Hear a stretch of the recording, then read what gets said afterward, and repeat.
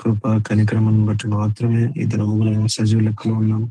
ఈ రాత్రి కూడా మరోసారి పాస్ అనేది మేము రాగలుగుతున్నాం. కనుక యేసుక్రీస్తు ప్రభువును బట్టి మరోసారి పాస్ అనేది ప్రభా మరి మేము తగ్గించుకుంటున్నాం. దయచేసి ప్రభు నీ కుమారుని బట్టి మమ్మల్ని కనికరించి నీ కుమారులో మీరు చేసినటువంటి నిబంధనకు ప్రభా మరి మరి నిబంధనను బట్టి మమ్మల్ని జ్ఞాపకం చేసుకొని ఈ రాత్రి కూడా అది మాట్లాడమని ప్రార్థిస్తా ఉన్నాను. మా తండ్రి ప్రభా మరి వచ్చిన నీ ప్రేరణ బట్టి స్తోత్రములు ఇంకెవరైతే రావాల్సిన చిత్తంలో తీసుకుని రండి, సహాయం చేయండి. ఏమైనా తండ్రి ఇప్పుడు నిష్ప్రయోజనాన్ని కూడా ప్రభా నీ రక్తంతో కడుగు, ప్రభా నీ సెలవు మరుగు చేయి, నీ ఆత్మతో వాక్యంతో నింపండి. ప్రభా అవసరమైనటువంటి మాటలు మాత్రమే అనుమతించుకొని ప్రార్థిస్తా ఉన్నాం. తండ్రి యెహోషువ గ్రంథంలో ఈ భూమిని ఎట్లా స్వాధీనపరచుకోవాలో దాని కొరకైనటువంటి సిద్ధపాటు లాంటివి వీటిని మాతో మాట్లాడుతూ వస్తున్న నీ ప్రేమను బట్టి స్తోత్రములు. ప్రభా ఇవి యోచింపశక్యం కాని సంగతులు, ఇవి మనుషులు పలకకూడనటువంటి పలకలేనటువంటి మాటలు కనుక ప్రభా ఆత్మను బట్టి నీ ఆత్మను బట్టి నేను అందించుటకైనా గ్రహించుటకైనా మీరే మాకు సహాయం చేయమని ప్రార్థిస్తా ఉన్నాం. నువ్వు మాతో మాట్లాడకపోతే, ప్రభా నువ్వు బయలుపరచకపోతే ప్రభా మాకు ఏది కూడా కనపడదు, మేము ఏది కూడా గ్రహించలేము, ఏది కూడా వినలేము అని ఒప్పుకుంటున్నాం. కనుక ప్రభా మీరే ఆత్మాభిషేకమును అందించుటకై వినుటకై అనుగ్రహించమని గ్రహించుటకై మా తండ్రి ఎవరు కూడా మేము ఖాళీ వెళ్ళకున్నట్టుగా సాయం చేయండి. ఏదో ప్రభా ఏదో ఒక ఒక ఇన్ఆర్గానిక్ గా ఏదో జస్ట్ కేవలం కొంత జ్ఞానము, కొంచెం తెలివి, కొంత బైబిల్ సమాచారం, కొంత మరి కొంత వింతైనటువంటి మాటలు, కొంత పదజాలము ప్రభా అలాంటి మరి మరి వేషధారంలోనికి అలాంటి తప్పు త్రోవలోనికి మేము పడిపోకున్నట్లుగా మమ్మల్ని కనికరించుకుని ప్రార్థిస్తా ఉన్నాం. దర్శించండి ప్రభా, తిరిగి మీరే మాతో మాట్లాడమని ప్రార్థిస్తా ఉన్నాం. కనికరించమని ప్రార్థిస్తా ఉన్నాం. సహాయం చేయండి. ఆత్మ సంబంధమైన రీతిగా యేసుక్రీస్తు ప్రభుని అంతకంతగా నిరకరటకు ప్రభా సహాయం చేయమని ప్రార్థిస్తాను. మా ఊటలన్నీ కూడా ఆయనలోనే ఉన్నాయని మేము గమనించగలిగి కృపను చూపించమని ప్రార్థిస్తా ఉన్నాం. ఈ యొక్క యుగానికి ప్రభా, ఈ యొక్క తరానికి ప్రభా మీరు ఏదైతే ఉద్దేశించినారో అందులో మా భాగం ఏమైతే ఉందో దయగల తండ్రి ప్రభా, ఆ 2 కాసులు ఏవైతే ఉన్నాయో ప్రభా మావి, అవి మేము వేయగలటకు సహాయం చేయమని నేర్పించమని ప్రార్థిస్తా ఉన్నాం. ప్రభాని చిత్తం సంకల్పం నెరవేర్చుకోమని ప్రార్థిస్తా ఉన్నాం. మన ప్రయాణి వాగ్దానం చేతబడుతూ అంధకార చీకటి శక్తులకు కలువరి విజయాన్ని బట్టి వాటిని బంధిస్తూ మమ్మల్ని అందరినీ నిస్సహాయంగా నీ పాదం దగ్గర పడవేసుకుంటూ మా ప్రభు మా రక్షకుడైన యేసుక్రీస్తు ప్రభు పేరట ప్రార్థించి అడిగి పెడుతున్నాం తండ్రి. ఆమేన్. గనుక స్క్రీన్ కనపడుతుంది కదా? Okay, very good. అయితే ఈ 5వ అధ్యాయంకి వచ్చాం. మనము ఏమి సిద్ధపడుతున్నాము, ఏమేమి నేర్చుకున్నామంటే యెహోషువ గ్రంథం అంతా కూడా కనీసం అంటే 4 భాగాలుగా ఉందన్నాము. మొదటి 5 అధ్యాయాలు వచ్చేసి the preparation to enter the resurrection ground, అనగా ఈ పునరుత్థాన భూమిలోనికి మనము ప్రవేశించుట కదా. అందులోనికి మనం ప్రవేశించేటువంటి ఎట్లా ప్రవేశించాలా అనేటువంటిది మనము ఆ మొదటి భాగము మీకు ఒక మాట చూపిస్తాను. 31 రాజుల మెడ మీద వాళ్ళు కాలు పెట్టినారంట. చదవండి యెహోషువ గ్రంథము 12వ అధ్యాయము 24వ వచనం. యెహోషువ 12:24.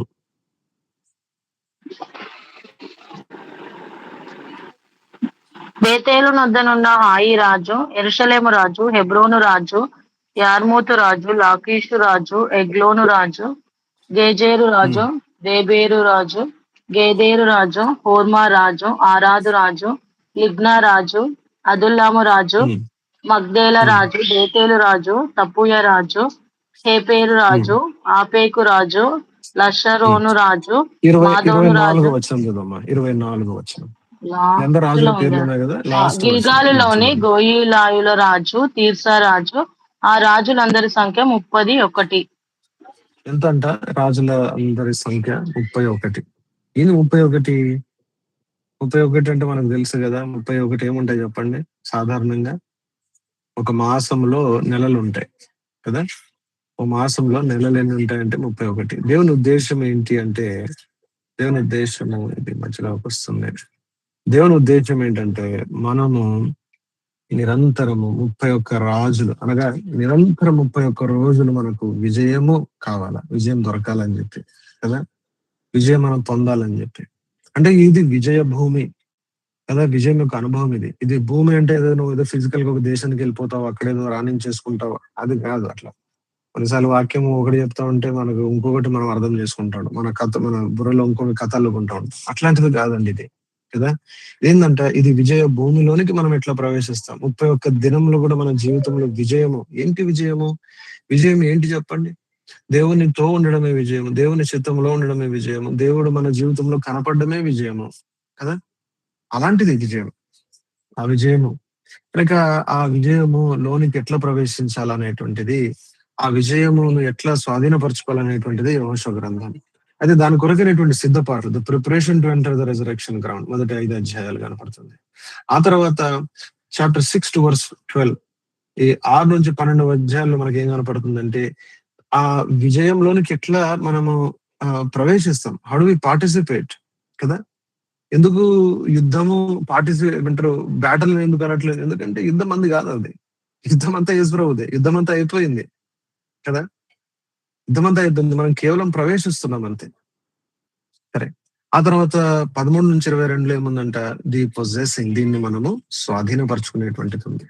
23 నుంచి 24లో ఎట్లంటే దీంట్లో కొనసాగేది ఎట్లా, పర్సెవరెన్స్, దీంట్లో ఎట్లా మనం కొనసాగుతాం అనేటువంటి మాటలు ఇందులో ఉన్నాయి. కనుక ఈ సంగతులు మనం గమనిస్తాం. కనుక మొదటి 5 అధ్యాయాల్లో ప్రిపరేషన్, దీని కొరకైనటువంటి సిద్ధపాటు ఎలాంటిదో మనం చూస్తూ వచ్చాం కదా. ఎన్నో ఆత్మ సంబంధాలైనటువంటి నియమాలను కూడా చూసాము కదా. The principle of his death and resurrection, ఇదంతా కూడా దేంతో ముడిపడింది చెప్పండి? ఇదంతా కూడా యేసు ప్రభు యొక్క, ఇదంతా కూడా దేంతో ముడిపడిందంటే యేసు ప్రభు యొక్క జీవము పునరుత్థానంతో ముడిపడినటువంటి సంగతి కదా. దాని తర్వాత ఇది స్వాస్థ్యము, ఆయన మనకి ఇచ్చినటువంటి స్వాస్థ్యం, యేసు ప్రభులు మనకి ఇచ్చినటువంటి స్వాస్థ్యం యొక్క సంగతి. ఆ తర్వాత ఏంటంటే ఇదంతా కూడా యేసు ప్రభు యొక్క విజయము ఆయన వాక్యం మీద ఆధారపడింది. యెహోషువతో మాట్లాడుతున్నాడు, సాధారణమైనటువంటి ఇజ్రాయేలీలతో మాట్లాడట్లేదు. అలాగే ఇదంతా కూడా ఎవరితో ముడిపడిందంటే నాయకునితో ముడిపడింది. ఎవరు ఆ నాయకుడు అంటే మనలో యేసుక్రీస్తు ప్రభు యొక్క జీవమే, పునరుత్థానుడైనటువంటి యేసుక్రీస్తు ప్రభువే. ఆయన పునరుత్థానుడు అయినాడని చెప్పి మనకు గుర్తు ఎట్లా? ఆత్మ మన మీద కుమరించబడింది కనుకనే కదా. సరే, ఆ తర్వాత 3 దినముల యొక్క అనుభవము, 3 దినముల యొక్క సిద్ధపాటు. ఏంటి 3 దినముల యొక్క సిద్ధపాటు అంటే? యేసు ప్రభు యొక్క మరణ, భూస్థాపన, పునరుత్థానంలో మనం ఐక్యపరచబడ్డము, ఆ అనుభవం గురించే మాట్లాడుతుంది. ఆ తర్వాత ఇది విశ్వాసంతో జరిగేటువంటిది. విశ్వాసంతో రహాబ్ విషయం మనం చూస్తాం, ఎలాంటి విశ్వాసం చూస్తాం, ఇంకా మరలా మనం వెళ్ళడానికి సమయం లేదు కదా. అది మాత్రమే కాదు, it's a matter of purpose కదా. ఆ 2 వేగు చూసినటువంటి వారి యొక్క సందర్భంలో మనం అది గమనిస్తూ వచ్చాం. ఆ తర్వాత ఏం చేశారంట, యాజకులు, కహాతీలు కాదు, లేవీలు కాదు, యాజకులు ఏం చేశారంట, వారి భుజముల మీద యేసుక్రీస్తు పునరుత్థానుడైనటువంటి, ఆరోహణుడైనటువంటి యేసుక్రీస్తు ప్రభుకు గుర్తైనటువంటి ఆ మందస్సాన్ని వారు భుజముల మీద మోసుకున్నారు కదా. ఇవేం మాట్లాడుతుంది? అంతరంగంలో చేసేటువంటి భక్తి జీవితము, యాజక జీవితము, వెలపట చేసేటువంటి లేవి యొక్క పరిచర్య, భక్తి, సేవ, ఇంకా ఏమని చెప్పండి, పరిచర్య. సేవ దేవునికి చేస్తాము, పరిచర్య దేవుని ప్రజల మధ్యన చేస్తాం. కొన్నిసార్లు మనం అనుకుంటాము ఇదంతా సేవనే అని చెప్పి, అందుకే మనదంతా కొంచెం మిక్సర్ అయిపోయింది, కల్తీ అయిపోయింది, అర్థం కాని పరిస్థితి అయిపోయింది. దేవుని దగ్గర మనం చేస్తే that is to serve God కదా, సర్వీస్ ఆయనకు చేస్తాం మనము. ఆ తర్వాత దేవుని ప్రజలకు మినిస్టర్ చేస్తాం. అఫ్ కోర్స్ మాటలు కొంత ఇంటర్చేంజ్ కూడా యూజ్ చేస్తారు, కానీ అంటే ఈ 2 భాగాలు కూడా ఒక విశ్వాసంలో దగ్గరగా వచ్చి ఇప్పుడు ఏమైతున్నాయి, క్షమించండి, యాజకులు కహాతీల్లాగా భుజములను మోసుకుంటున్నారు. అంటే ఇవి 2 కలిసి వచ్చి యేసు ప్రభువుని హెచ్చించే కొలది ఏమైందంట, యోర్దాను పాయలైంది. ఇంకా అక్కడ కూడా చాలా విషయాలు ఉన్నాయి. అది ఆదాము అనేటువంటి స్థలం నుంచి ఎంతో దూరం వరకు ఆగిపోయినాయంట. అక్కడ నుంచి మాదాము నుంచి బయలుదేరి వస్తున్నటువంటి మరణం అనేటువంటి ఆ నది ఆగిపోయిందంట. సరే, ఇప్పుడు అది వెళ్ళడానికి సమయం లేదు. సరే, ఆ తర్వాత ఏం చేశారు వీళ్ళు, యేసుక్రీస్తు ప్రభులో మనకు ఆ స్థానం దొరికింది కదా. ఒక మాట చెప్పాలనుకుంటున్నాను, చాలా మంది మీరు యవనస్తున్నారు, ఇవన్నీ విషయాలు వింటున్నప్పుడు ఇది ఏదో జస్ట్ ఒక యోషలో ఇదంతా ఉంది కదా ఇంట్రెస్టింగ్ గా, that is our natural response. ఇది మనకు న్యాచురల్ రెస్పాన్స్, ఇది మనకు సహజంగా వచ్చే రెస్పాన్స్ ఏంటంటే, ఈ వచనంకి ఇది అర్థమా, ఈ మాటకి ఇది అర్థమా, ఓకే ఇది అర్థమా, ఇది మీకు జీవమే అని చెప్పాడు కదా. ఇది మీకు జీవమే అని చెప్పాడు. ఇది మీకు జీవమే అని చెప్పాడు. కనుక ఏదో కేవలం దీన్ని ఆ ఒక ఆ ఒక ఒక ఒక ఒక ఏదో స్టడీ లాగా ఏదో రాసేసుకున్నాము అయిపోయింది దీని సంగతి అనుకునేటువంటి విధంగా కాదు. ఇది మీరు ఆలోచన చేయండి. నిజంగా యేసుప్రభు యొక్క మరణ జీవ పునరుత్థానం మీద నేను ఆధారపడుతున్నానా? కనీసం దాన్ని కోరుకోవడానికి ఇష్టపడుతున్నానా? దాన్ని విచారించడానికి, దాన్ని ధ్యానించడానికి అసలు వాక్యంలో ఏముంది? ఎలాగుంది? అది ఎట్లా అన్వయించుకోవాలా? ఎలాగా? ఏం చెప్తున్నారు? అని దీన్ని తేల్చుకోవాలనేటువంటి తీర్మానం వచ్చిందా? లేదంటే ఏదో జస్ట్ అట్లా వాక్యం వాక్యం వింటున్నాం కాబట్టి ఇదంతా నిజము, నా విజయము, నా జీవితంలో అనుకుంటున్నారా? యవనస్తులు మీరు ఆలోచన చేసుకోవాలి అది కదా. వాక్యం విన్నంతట్లోనే ఏం కాదు, వాక్యం రాసుకున్నంతట్లోనే ఏం కాదు కదా. ఆ వచనాలు, ఆ రహస్యాలు, ఆ మర్మాలు కొత్త నోటికి తెలిసినంతట్లోనే, ఊహలో అందినంతటితోనే ఏం కాదు. ఏమవ్వాలా? పట్టబడాలి మనము బందీలు అవ్వాలా యేసు ప్రభుకి కదా కదా. ఆయన ప్రేమ మనల్ని ఏం చేయాలంటే బలవంతం చేయాలా కదా. మనం ఆయన ప్రేమ బానిసలు అవ్వాలా కదా. మనం ఆయనకు విధేయత చూపించాలా కదా. మన జీవితము అనుదిన జీవితంలో ఇది నిజమా, ఇది నిజమవ్వాలా. ఏదైతే మేము విన్నామో, ఏది తేరి చూచామో, ఏదైతే మా చేతులు తాకినావో కదా అనేటువంటి మాటను మనము చెప్పగలగాల. కనుక నా మనవి ఏంటంటే మీరు ఇవన్నీ రాసుకున్నారు, చూస్తున్నారు, ఇవన్నీ వెరీ గుడ్. ఏదో ఇంట్రెస్టింగ్ బైబిల్ స్టడీ ఉంది అనేటువంటిది అన్నట్టుగా చేయకండి. ఎహెజ్కేలు గ్రంథంలో ఒక మాట ఉంటుంది ఏంటంటే, ఇలాంటి వాక్యం చెప్తా ఉంటే పాట పాడిన వాడిగా కనిపించాడంట కదా ప్రవక్త. అలాంటివిగా మనం ఉండకూడదు మన జీవితం. ఏదో ఇంట్రెస్టింగ్ పాట అంటే పాట పాడిన అంటే పాటతో ఎట్లా పాటలు అంటే ఎట్లయితే ఎంటర్టైన్మెంట్ ఉంటుందో అలాంటి ఒక ఎంటర్టైన్మెంట్ లాగా కదా. ఓ టెక్నిక్ భలే బాగుంది, అచ్చా భలే భలే భలే పాయింట్ తీసుకొచ్చారు, భలే అలా ఎట్లా మెయింటైన్ చేసి ఉంటారు, అదంతే కాదు దాని పాయింట్. అది ప్రైమరీ కాదు అది కదా. ప్రైమరీ ఏంటంటే ఇది నా జీవితం ఎట్లా, నాకెట్లా ఇది వాస్తవం అవుతుంది, నాకెట్లా ఇది అందుబాటులోకి వస్తుంది. వాక్యం చెప్పడం ఎట్లా అందుబాటులోకి వస్తుంది కాదు, వాక్యం చెప్పేది ఎట్లా అందుబాటులోకి వస్తుంది. అది అది అది రావాల్సినటువంటి అవసరం, ఉద్దేశం దేవునికి ఉంటే వస్తుంది. దాన్ని ఎవడు ఆపలేడు. కానీ ప్రాముఖ్యమైనటువంటిది ఏంటంటే నేను ఆయనను ఎరగాలని కదా. కనుక ఆ మాట నీకు చెప్పాలనిపించింది. సరే, అది వీళ్ళు ఆయనతో పాటు ఐక్యపరచబడ్డారు కదా. ఆ నీటిలోనికి వెళ్ళారంట, నీళ్ళలోనికి వెళ్ళారు, నీళ్ళని దాటినారు. 12 రాళ్ళు నీళ్ళలో నుంచినటువంటి 12 రాళ్ళు ఒడ్డునకు వచ్చినాయి. ఒడ్డున ఉన్న 12 రాళ్ళు లోపలికి వెళ్ళిపోయినాయి. ఎన్నటెన్నటికి యేసు ప్రభువుతో పాటు పాతి పెట్టబడినాయి. మనమే ఆ రాళ్ళు, సజీవమైనటువంటి రాళ్ళు మనమే కదా. ఒడ్డుకొచ్చినటువంటి రాళ్ళు. ఆ తర్వాత మనం చూసాము, అక్కడి నుంచి చూస్తూ వచ్చాం. ఎక్కడికి వచ్చారంట? వాళ్ళు గిల్గాల్కి వచ్చారంట. గిల్గాల్కి వచ్చారు. 10వ దినమున గిల్గాల్కి వచ్చారు. 10వ దినమున 10 అనేటువంటి సంఖ్య దేని గురించి మాట్లాడుతుందంటే it speaks about ordinal perfection. అంటే ఆర్డినల్ పర్ఫెక్షన్ అంటే ఒక క్రమము అనేటువంటి దాంట్లో ఒక కంప్లీట్నెస్ గురించి మాట్లాడుతుంది. క్రమం అనేటువంటిది 10వ సంఖ్య, 10వ అనేటువంటిది కదా, దాని గురించి మాట్లాడుతుంది కదా. Perfection or completion of of అందుకే చూడండి, 10 అంకెలు మనకు వస్తే మిగతా అంకెలు అన్ని కూడా దాంతోనే చేయబడతాయి కదా. ఒక మాటలో చూడాలంటే దశం భాగం ఇస్తాం. దశం భాగం ఇవ్వడంలో దాని అర్థం ఏంటి? సమస్తం ఇచ్చినట్టే కదా. అర్థమవుతుందండి. దేవుని ధర్మశాస్త్రము 10 ధర్మశాస్త్రముతో మొదలు పెట్టబడింది కనుక ఆ 10 మిగతా అన్నిటిని కూడా సూచిస్తుంది కదా. ఇంకా ఐగుప్తు మీద వచ్చినటువంటి తెగుళ్ళు ఉన్నాయి. ఐగుప్తు మీద వచ్చినటువంటి తెగుళ్ళు ఎన్ని వచ్చినాయి? 10 తెగుళ్ళు వచ్చినాయి కదా. అదేం మాట్లాడుతుంది? ఐగుప్తు మీద వచ్చిన పూర్తి విధమైనటువంటి దేవుని ఉగ్రతను గురించి మాట్లాడుతుంది 10 కదా. అబ్రాహాము 10 సార్లు పరీక్షించబడ్డాడు, 10 విధంగా పరీక్షించబడ్డాడు కదా. అరణ్యంలో ఇజ్రాయేలీలు 10 సార్లు దేవుణ్ణి ఏం చేశారంట? శోధించారంట కదా. మరలా యేసు ప్రభు నేను ఐయామ్ అనేటువంటి ఆ యొక్క స్టేట్మెంట్ దాదాపు 10 ఉన్నాయి కదా. యోహాను సువార్తల్లో ఆ కొత్త నిబంధన అంతట్లో మనకి ఇంకా చూస్తే ఇలాంటి ఎన్నో ఉన్నాయి కదా. అంటే మెట్టుకు అనేటువంటి మాట ఏంటి అంటే ఈ యొక్క కంప్లీట్నెస్, ఆర్డినల్ కంప్లీట్నెస్, క్రమమును బట్టి అది పూర్తయినటువంటి ఒక విధానము. కనుక దేవుని ఆ కాలము, దేవుని ప్రజలను దేవుడు సిద్ధపరుస్తున్నటువంటిది అది పూర్తి అయినటువంటి విధానంలో 10వ దినమున మొదటి మాసమున వారు ఎక్కడ దిగినారంట? గిల్గాల్లో దిగినారు. గిల్గాల్. గిల్గాల్ గురించి మనం ధ్యానించాము. గిల్గాల్లో ఏముంది అని చెప్పి మనం ధ్యానించాము. గిల్గాల్ ఎక్కడుందంట? ఇట్స్ స్వీట్ స్పాట్ కదా. ఒక చాలా డెలికేట్, అది అది అది అది ఎక్కడుందంట? ఒకవైపు చూస్తేమో మరణం అనేటువంటి నది అనేటువంటి యోర్దాను ఉన్నాడంట. ఒకవైపు ఏమో ఏముందంట? ఆ ఎరుకో ఉందంట. ఎరుకో ఉందంట కదా. ఎరుకో ఉందంట. గనుక మనం గమనించాల, మన జీవితంలో కూడా సిలువ ఇవ్వబడినటువంటి జీవితం యొక్క అనుభవము కదా, అది ఎక్కడుంది అని చెప్పి మనం గమనిస్తూ రావాలా. చాలా ప్రాముఖ్యమైనటువంటి సంగతి కదా.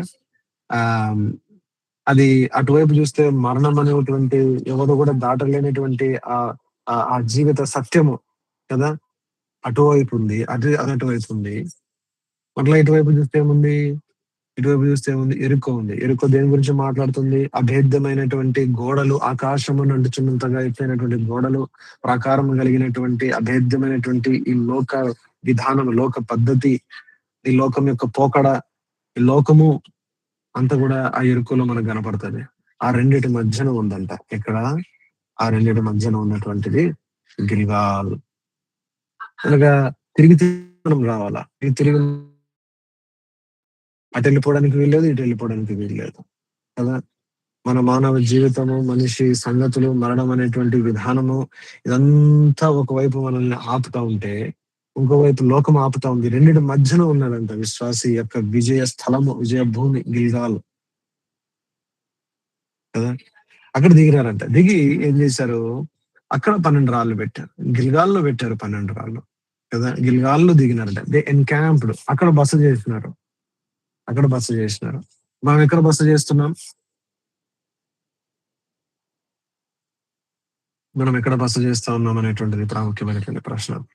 సరే, ఇప్పుడు గిల్గాల్లో కొన్ని సంగతులు చేస్తారు వాళ్ళు. ఏం చేశారు? గిల్గాల్లో ఏం చేశారు? మనం చదివాం ఇక్కడ కదా. 5వ అధ్యాయం 2వ వచనంలో మనం తీసుకొచ్చాం. వాళ్ళు ఏం చేశారంట? ఇది నేను వారం చూసాం. ఏం చేశారు? పదునైనటువంటి కత్తులు, పదునైనటువంటి కత్తి. కత్తి దేవుని వాక్యం గురించి మాట్లాడుతూ ఉంది. మొట్టమొదటిసారి మనకి ఎక్కడ కనిపించింది అంటే, ఖడ్గం కాదు, కత్తి. ఎక్కడ కనిపించింది? ఇస్సాకు విషయంలో కనిపించింది కదా. ఇస్సాకు విషయంలో కనిపించింది. కత్తి ఎవరి దగ్గరకు వస్తుందంట? పిల్లల దగ్గరకు వస్తుందంట. కత్తి రావడంతో ఏం చేస్తుందంట కత్తి? ఆ ఏంట కత్తి? దేవుని వాక్యమే ఆ కత్తి. పదునైనటువంటి కత్తి కదా. పదునైనటువంటి ఆ కత్తి. ఆ కత్తి ఇంకేం చేస్తుంది చెప్పండి? ఆ మనల్ని ఆ 8వ దినం యొక్క అనుభవంలోకి తీసుకొని వస్తుంది కదా. ఎప్పుడు చేస్తాము? ఎప్పుడు చేస్తాం చెప్పండి? ఎప్పుడు మనము ఆ యొక్క సున్నతి చేస్తామంటే 8వ దినమున సున్నతి చేస్తారంట కదా. ఇక్కడ ఉంది, అలా ఉంది కదా. ఒక్క నిమిషం గమనించండి.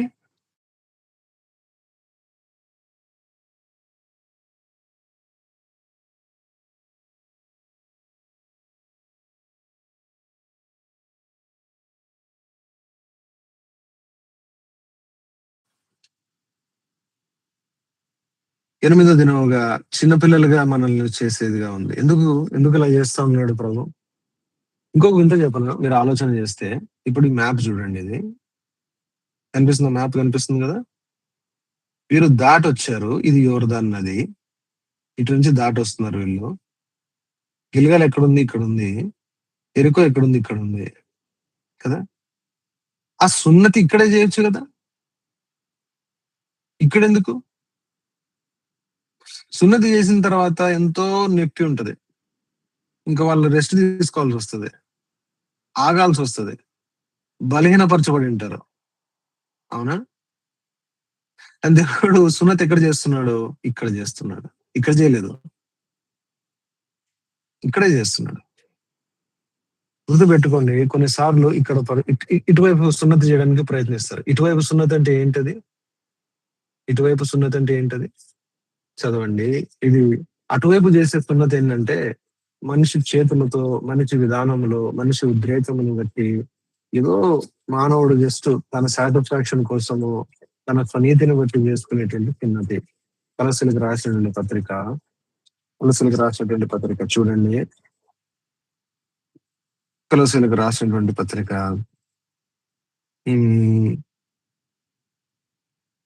కొలస్సీలకు రాసినటువంటి పత్రిక ఇక్కడ ఉంటుంది చూడండి, చేతులతో చేయనటువంటి సున్నతి గురించి. ఇప్పుడు వచ్చామని చాప్టర్ 2 verse 11 చదవండి. మీరును క్రీస్తు సున్నతి యందు శరీరేచ్ఛలతో కూడిన స్వభావమును విసర్జించి ఆయన యందు చేతులతో చేయబడని సున్నతి పొందుతిరి.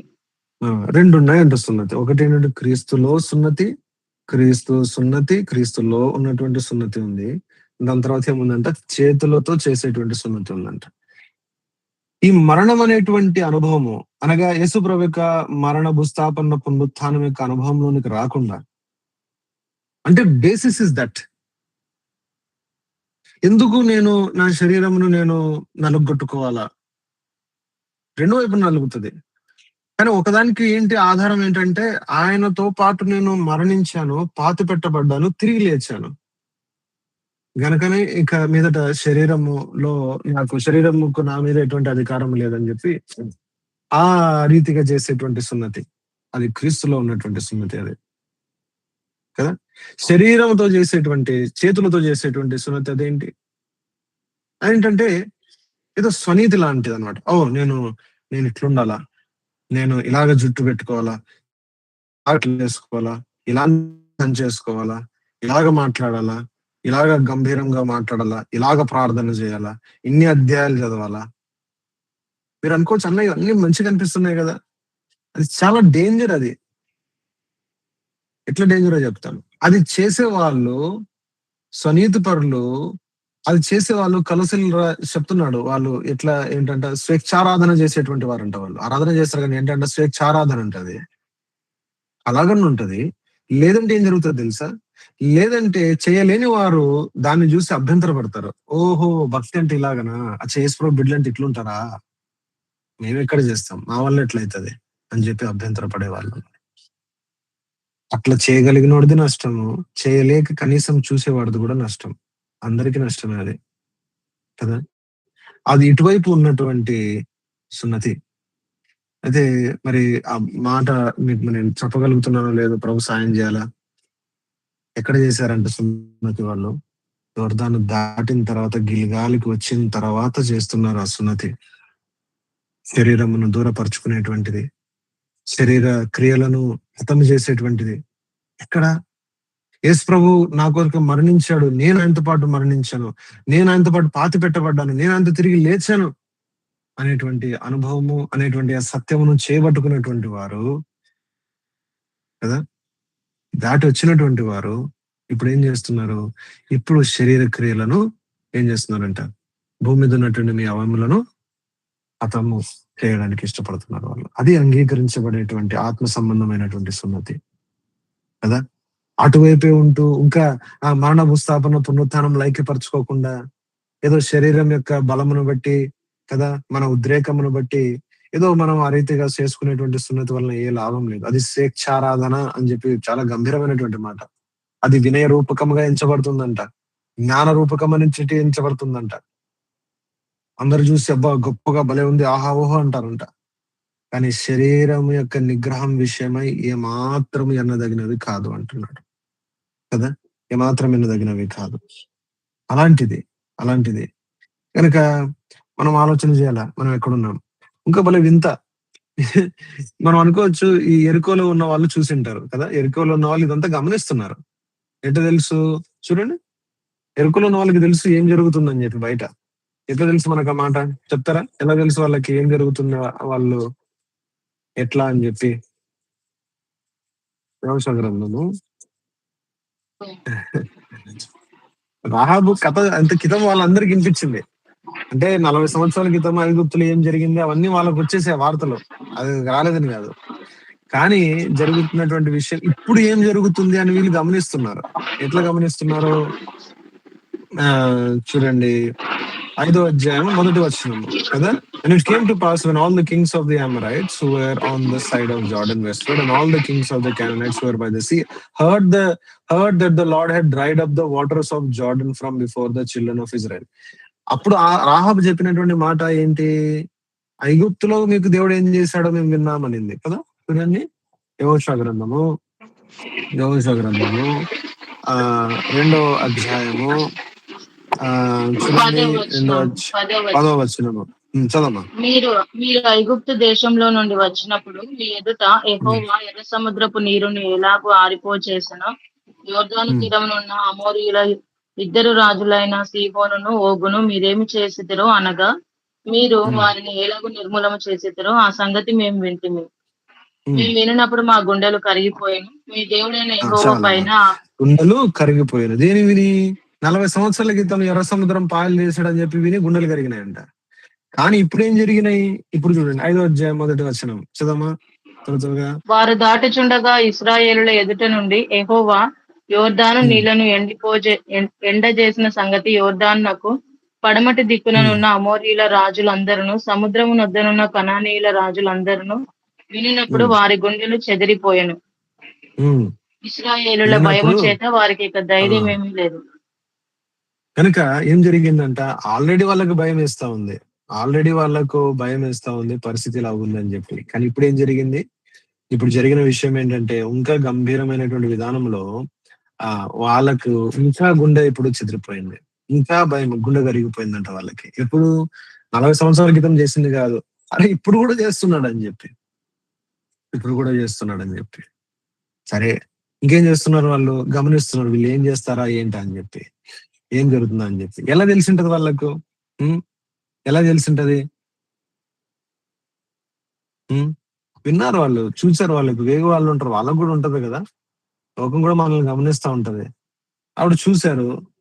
ఇప్పుడు వాళ్ళు గిల్గాల్ దగ్గరికి వచ్చి అందరు క్యాంప్ వేశారని చెప్పి కూడా చూస్తున్నారు, బిక్కు అనుకుంటా వీళ్ళు చూస్తున్నారు. వీళ్ళు చూసేటువంటి పరిస్థితిలో వాళ్ళు అనుకున్నారు వీళ్ళు గిల్గాల్ దగ్గరకు వచ్చారు కదా, ఇప్పుడు అటాక్ చేస్తారని చెప్పి అనుకుంటే, అటాక్ చేసే బదులు ఏం జరిగింది? అరే వాళ్ళే గాయపరుచుకుంటున్నారే అని కనిపించింది. ఏం గాయం చెప్పండి? యుద్ధానికి పనికొచ్చేటువంటి వారు, అరణ్యంలో పుట్టినటువంటి వారందరూ కూడా ఏం చేస్తున్నారు ఇప్పుడు? అంటే 40 సంవత్సరాల వాళ్ళు అరణ్యంలో ఉన్నారు. అంటే ఒక మాటలో చెప్పాలంటే దాదాపు 40 సంవత్సరాల వయసు ఉన్నంత వరకు ఎంతమంది అయితే ఉన్నారో వాళ్ళందరూ, యుద్ధానికి పనికొచ్చేటి వాళ్ళందరూ కూడా ఎక్కడున్నారంటే ఇప్పుడు గిల్గాల్లో అందరూ కూడా గాయమయ్యి, సున్నతి తర్వాత గాయమయ్యి ఆ నొప్పిని బట్టి వాళ్ళందరూ అట్లా అలాగా ఓడిపోయినట్టుగా, పడిపోయినట్టుగా, ఆగిపోయినట్టుగా, స్తంభించిపోయినట్టుగా కనపడుతున్నారంట.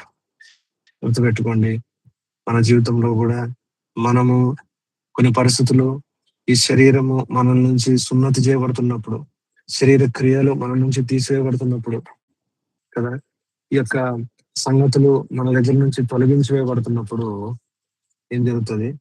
కొంత గాయం అవుతుంది, కొంత బాధ అవుతుంది, కొంత నొప్పి అవుతుంది. ఆ మూమెంట్ లో ఎరుకోలో ఉన్న వాళ్ళు చూసి ఏమనుకుని ఉంటారు? అరే వీళ్ళ దేవునికి అసలు సరైనటువంటి ప్లానింగ్ రాదు, అసలు మామూలుగా అయితే వీళ్ళు ఏం చేయాలా, మంచిగా వీళ్ళు దాటిన తర్వాత వచ్చింటే సరిపోయేది. కానీ అలా కాకుండా ఏం చేశాడు? అక్కడే సున్నతి చేసి తీసుకొచ్చింటే బాగుండేది. కానీ ఏం చేశారంట? ఇక్కడికి వచ్చిన తర్వాత సున్నతి అంటున్నాడు, వీళ్ళ దేవునికి సరైనటువంటి ప్లానింగ్ లేదని చెప్పి వాళ్ళు అనుకుని ఉంటారు కదా. నిజం చెప్పండి, సరైనటువంటి ప్లానింగ్ లేదా? దేవుని యొక్క ఉద్దేశం, దేవుడు అట్లా సంకల్పించినాడు, దేవుడు అట్లా ఆలోచన చేశాడు, దేవుడు అట్లా సిద్ధపరిచాడు కదా. అలా సిద్ధపరిచాడు ప్రభు. మనం అనుకోవచ్చు ఎందుకు అట్లా చేస్తాడు దేవుడు? శత్రువులు చూస్తున్నారు, అవునా? ఎరుకోలు శత్రువులు చూస్తున్నారు. ఎరుకోలు చూస్తుండగా అక్కడ సున్నతి చేయమన్నాడంట. మనం అనుకోవచ్చు ప్రభా శత్రువులు చూస్తున్నారు, వాళ్ళు చూస్తున్నారు, వీళ్ళు చూస్తున్నారు, ప్రభా ఇక్కడ తీసుకొచ్చి సున్నతి అంటావేంటి ప్రభా? ఇంకా మేము అరణ్యంలో ఉన్నప్పుడు సున్నతి చేసింటే సరిపోదు. కొన్నిసార్లు మన జీవితంలో అలాంటి పరిస్థితులు ఉంటాయి, అవునా కదా? చాలా సార్లు ఉంటాయి, అవునా కదా? మనం అనుకుంటాం ప్రభా ఏంది ప్రభా ఇక్కడికొచ్చి ఇప్పుడు ఈ ఇబ్బంది వచ్చింది ఏంటి, ఇంతవరకు రాలేదు, ఇప్పుడు వస్తుంది ఏంటి ఇబ్బంది ఏంటి, ఇంతవరకు రాలేదు, ఇంతవరకు నీ యొక్క వాక్యము లేదంటే నీ పని నీ పరిచర్య విషయం ఆలోచన చేయనటువంటి సమయం వరకు ఏం అవ్వలేదు ప్రభా. ఇప్పుడు మేము తీర్మానం చేసుకున్నాము, ఇప్పుడు దగ్గరికి రావాలనుకుంటున్నాము, ఇప్పుడు మరణ భూస్థాపన పునరుద్ధానంలో అయితే పరుచుకుంటున్నాము, అది కొంత ఉంటే ఎరుక్కొని మేము దాటి ఇంక ఇదంతా మేము స్వాధీనపరుచుకున్నామంటే ఇప్పుడు మళ్ళా కొత్త రిక్వైర్మెంట్ చెప్తున్నావు ఏంటి ప్రభా, మళ్ళా కొత్తగా వస్తున్నది అంటావేంటి ప్రభా. కొన్నిసార్లు ఆ ప్రశ్న, కొన్నిసార్లు చాలాసార్లు వస్తుంది, మాక్సిమం వస్తుంది. కానీ అది దేవుని విధానము. ఎందుకు అట్లా పెట్టాడు తెలుసా? ఎందుకంటే మనకు నేర్పించడానికి యుద్ధము యెహోవాది, యుద్ధం అనేది కాదు. ఇదంతా చేసి వచ్చిన తర్వాత కూడా మనిషి ఏమనుకుంటాడంటే, అచ్చచ్చచ్చ నేను ఇప్పుడు కొంచెం ఒక ఒక ఒక లైన్ లో పడ్డాను, నేను ఇప్పుడు ఒక విధానంలోనికి వచ్చాను, ఇప్పుడు నేను ఒక పట్టులోనికి వచ్చాను, ఇప్పుడు నేను దేవునికి సిద్ధపడినటువంటి పాత్రను అని ఏవేవో అనుకుంటాడు తన గురించి. సిద్ధపడేటువంటి పాత్ర వాస్తవం ఏంటి చెప్పండి? ఖాళీ పాత్ర కదా. కనుక దేవుడు ఏం చేస్తున్నాడు? ఇక్కడ ఖాళీ చేస్తున్నాడు. శత్రువులు చూస్తుండగానే వాళ్ళ దగ్గర అక్కడ గిల్గాల్లో వాళ్ళకి సున్నతి చేస్తున్నాడు. వాళ్ళకు పాపం సున్నతి చేసుకునేటప్పుడు భయం వేస్తాను నేను, ప్రభావ దీని తర్వాత నెప్పి బాధ మేము యుద్ధంకి వెళ్ళాము, వాళ్ళేమో పైనుంచి అక్కడి నుంచి చూస్తున్నారు కదా, ఎత్తైనటువంటి గోడల నుంచి ఎంతో క్లియర్ గా కనపడుతుంది కదా, చూస్తున్నారు ప్రభావ వాళ్ళు, వీళ్ళందరూ ఇట్లా ఉన్నారు కదా, వెళ్ళి అటాక్ చేద్దామని చెప్పి వాళ్ళు ఎన్నెన్నో ప్లాన్లు వేయచ్చు ప్రభావ. మరి ఇలాంటి పరిస్థితుల్లో మా పరిస్థితి ఏంటి? అన్ని ఆలోచనలు ఎన్నో సార్లు వస్తాయి. అయితే మనం ఏం చేయాలా? విశ్వాసంతో దేవుని మీద వదిలేయాలా, వదిలేయాలా. ప్రభా ఇక్కడ తీసుకొని వచ్చి ఇప్పుడు సున్నతి అంటున్నావు, ఇక్కడ తీసుకొని వచ్చి ఇప్పుడు గాయం చేస్తాను అంటున్నావు, ఇప్పుడు తీసుకొని వచ్చి ఇక్కడ తీసుకొని వచ్చి పదునైనటువంటి కత్తులు వాడుతున్నావు మా మీద. ప్రభా నీ చిత్తం ఎలాగుండాలి అయితే జరిగించని చెప్పి ఆయన జ్ఞానమునకు మనము అప్పగించుకోవాలి. గుర్తుపెట్టుకో, అప్పగించుకోవడంలో గొప్పతనం అనుకోవద్దు. అప్పగించుకోవడమును ఏం భక్తి చూపించాను నేను, ఇక్కడ తీసుకొచ్చి సున్నతి చేస్తున్నా, ఇక్కడ తీసుకొచ్చేసి పదునైన కత్తి వాడుతున్నా కూడా నేను అప్పగించుకున్నాను దేవునికి. నన్ను నన్ను వేరే లెవెల్కి తీసుకెళ్ళిపోతున్నాడు దేవుడు. అక్కడే ప్రమాదం ఉంది. నీ వైపు నా వైపు చూసుకోవడానికి లేదు కదా. ఎవరి వైపు చూడాలా? ప్రభు వైపు చూడాలా. అందుకే అన్నాడు కదా, సజీవ యాగంగా మన శరీరంలో ఏం చేయాలంట, ఏంటంట సజీవ యాగమైన శరీరంలో దేవునికి సమర్పించుకోవాలా. అదేంటంట, అది యుక్తమైనటువంటి సేవ అండి. It's reasonable service. యుక్తమైనటువంటి సేవ, మినిమం రీజనబుల్ సర్వీస్ అంటే అది కదా, యుక్తమైనటువంటి సేవ. మనం ఆ రకంగా చేస్తూ కూడా చూడండి, హెబ్రీ పత్రికలో ఒక మాట ఉంటుంది, పరిచయమైనటువంటి మాటనే, కొత్తదేం కాదు. హెబ్రీ పత్రిక త్వరగా హెబ్రీ పత్రిక 3వ అధ్యాయము 1 వచనం 2 వచనం తెలిసిందే, నేను చదివేస్తాను. ఏంటంటే, ఇంత గొప్ప సాక్షి సమూహం మేఘం వల్ల మనల్ని ఆవరించి ఉండగా అని చెప్పి కింద 2 వచనం ఏమంటాడు, యేసు వైపు చూచు అని చెప్పి అంటాడు. యేసు వైపు చూచేటువంటి విషయం గురించి మాట్లాడుతున్నాడు. యేసు వైపు చూచు, యేసు వైపు చూడమంటున్నాడు. మళ్ళీ ఏమంటున్నాడు తెలుసా? 3వ వచనంలో, కన్సిడర్ హిమ్. 3వ వచనం చదువుతాను. మీరు అలసట పడకయో మీ ప్రాణములు విసుకకయో ఉండునట్లు పాపాత్ములు తనకు వ్యతిరేకముగా చేసిన తిరస్కారం అంతయు ఓర్చుకొనిన ఆయనను తలంచుకొనుడి. ముందేమన్నాడు? పైన ఏమన్నాడు? లుకింగ్ అంటూ జీసస్ అన్నాడు. ఇప్పుడేమంటున్నాడు? ఆయనను తలంచుకొనుడి అంటున్నాడు. మళ్ళీ చూడండి, మళ్ళీ చూడండి, ఇదే అధ్యాయంలో ముందుకు వస్తే చూడండి 15వ వచనం, మీలో ఎవడైనాను దేవుని కృపను పొందకుండా తప్పిపోవునేమో అనియు, చేదైనా వేరు ఏదైనాను మొలచి కలవరపరచుట వలన అనేకులు అపవిత్రైపోవుదురేమో అనియు, ఒక పూట తన జ్యేష్ఠత్వపు హక్కును అమ్మివేసిన ఏసావు వంటి భ్రష్టుడైనను వ్యభిచారి అయినను ఉండునేమో అనియు జాగ్రత్తగా చూచుకోండి. ఏమన్నాడు? యేసు వైపు చూచుచు తలంచుకొనుడి. ఇప్పుడేమంటున్నాడు? జాగ్రత్తగా చూసుకొనుడి, లుకింగ్ డిలిజెంట్లీ. మామూలుగా ఆ వర్డ్ అంతా చదివితే మనకి ఎట్లుందండి తెలుగులో, ఇవన్నీ జరగకుండా మీరు జాగ్రత్తగా చూసుకోండి అంటున్నాడు. అండ్ ఇంగ్లీష్ లో ఎట్లా ఉంది తెలుసా? స్టార్ట్ చేయడం looking diligently lest any man should fail of the grace of God, lest any root of bitterness spring up trouble you and by it many be defiled. Looking diligently lest. ఎవరిని looking? దేన్ని చూస్తా ఉన్నాం అంటున్నాడు? ప్రభుని చూడమంటున్నాడు. చూడకపోతే ఏమవుతుందంట? ఈ కష్టం, ఈ బాధ, ఈ సంగతులు ఇదన్నీ చేదైనటువంటిది వేరు. మంచి మనల్ని బాధపడుతుంది, అనేకుల్ని అపవిత్రపరుస్తుంది అంట కదా అని చెప్తా ఉన్నాడు. చెప్తూ ఇంకా చూడండి ముందు ఇంకేమంటున్నాడు. దాని తర్వాత ఇదే అధ్యాయం ముందుకు వస్తే 22వ వచనం చదవమా. ఇప్పుడైతే సీయోనును కొండకును, జీవము గల దేవుని పట్టణమునకు, అనగా పరలోకపు యెరూషలేమునకు, వేవేల కొలది దేవదూతల యొద్దకును, పరలోకమందు వ్రాయబడి ఉన్న జ్యేష్ఠుల సంఘమునకును, వారి మహోత్సవమును, అందరి న్యాయాధిపతి అయిన దేవుని యొద్దకును, సంపూర్ణ సిద్ధి పొందిన నీతిమంతుల ఆత్మల యొద్దకును, క్రొత్త నిబంధనకు మధ్యవర్తి అయిన యేసునొద్దకును, హేబేలు కంటే మరి శ్రేష్టముగా పలుకు ప్రోక్షణ రక్తమునకును మీరు వచ్చియున్నారు కదా. కొత్త నిబంధనకు మధ్యవర్తి కదా. ఏమంటారు అక్కడ సంపూర్ణం చేయబడినటువంటి జనుల ఆత్మనకు అంటున్నాడు. ఎవరు వీళ్ళు? ఈ 11వ అధ్యాయంలో ఇదంతా మేఘం వల్ల ఆవరించి ఉన్నట్టుగా గొప్ప సాక్షి సమూహం అంటున్నాడు కదా, వాళ్ళ గురించి చెప్తున్నాడు. వీళ్ళందరూ సియోను కొండ మీద ఎక్కినారంట, అక్కడ ఉన్నారంట వీళ్ళందరూ. మీరు కూడా అక్కడికి వచ్చారు అంటున్నాడు కదా. కనుక అక్కడ ఏమన్నాడు? విశ్వాసమునకు కర్త, ఆథర్ అండ్ ఫినిషర్ అన్నాడు. గమనించండి, విశ్వాసమునకు కర్త, దాన్ని కొనసాగించి లేదంటే దాన్ని సంపూర్ణం చేసేవాడు ఆథర్, ఫినిషర్. లాస్ట్కి వచ్చేసరికి ఇక్కడ ఏముంది? 24వ వచనంలో మీడియేటర్. అంటే ఆరంభము ఆయనే, అక్కడ అంతము ఆయనే, మధ్యలో కొనసాగించడానికి మధ్యవర్తి కూడా ఆయనే. కనుక ఇలాంటి పరిస్థితులు ఉన్నాయి గనక మనము గిల్గాల్ దగ్గరకు వచ్చాం. ప్రభా, ఇప్పుడు నువ్వు ఇలాంటి బాధ పెడుతున్నావు, ఇలాంటి బాధ అనుమతించిన, క్షమించండి, బాధను అనుమతించినావు.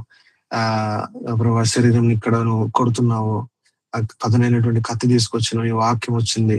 ఇంకోటి గుర్తుపెట్టుకోండి, పదునైనటువంటి కత్తి అన్నప్పుడు అది వాక్యమే.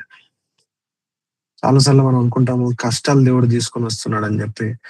కష్టాల వలన మనిషి, అది అంటే నాకు అంత అనుభవం లేదు, నేను అంత ఖచ్చితంగా చెప్పడానికి. బట్ యాజ్ ఫార్ యాజ్ నేను చదివినంత వరకు, నాకు అర్థమవుతున్నంత వరకు ఏంటంటే, మనిషిని చక్కపరచడానికి దేవుడు వాక్యం తీసుకొని వస్తాడు.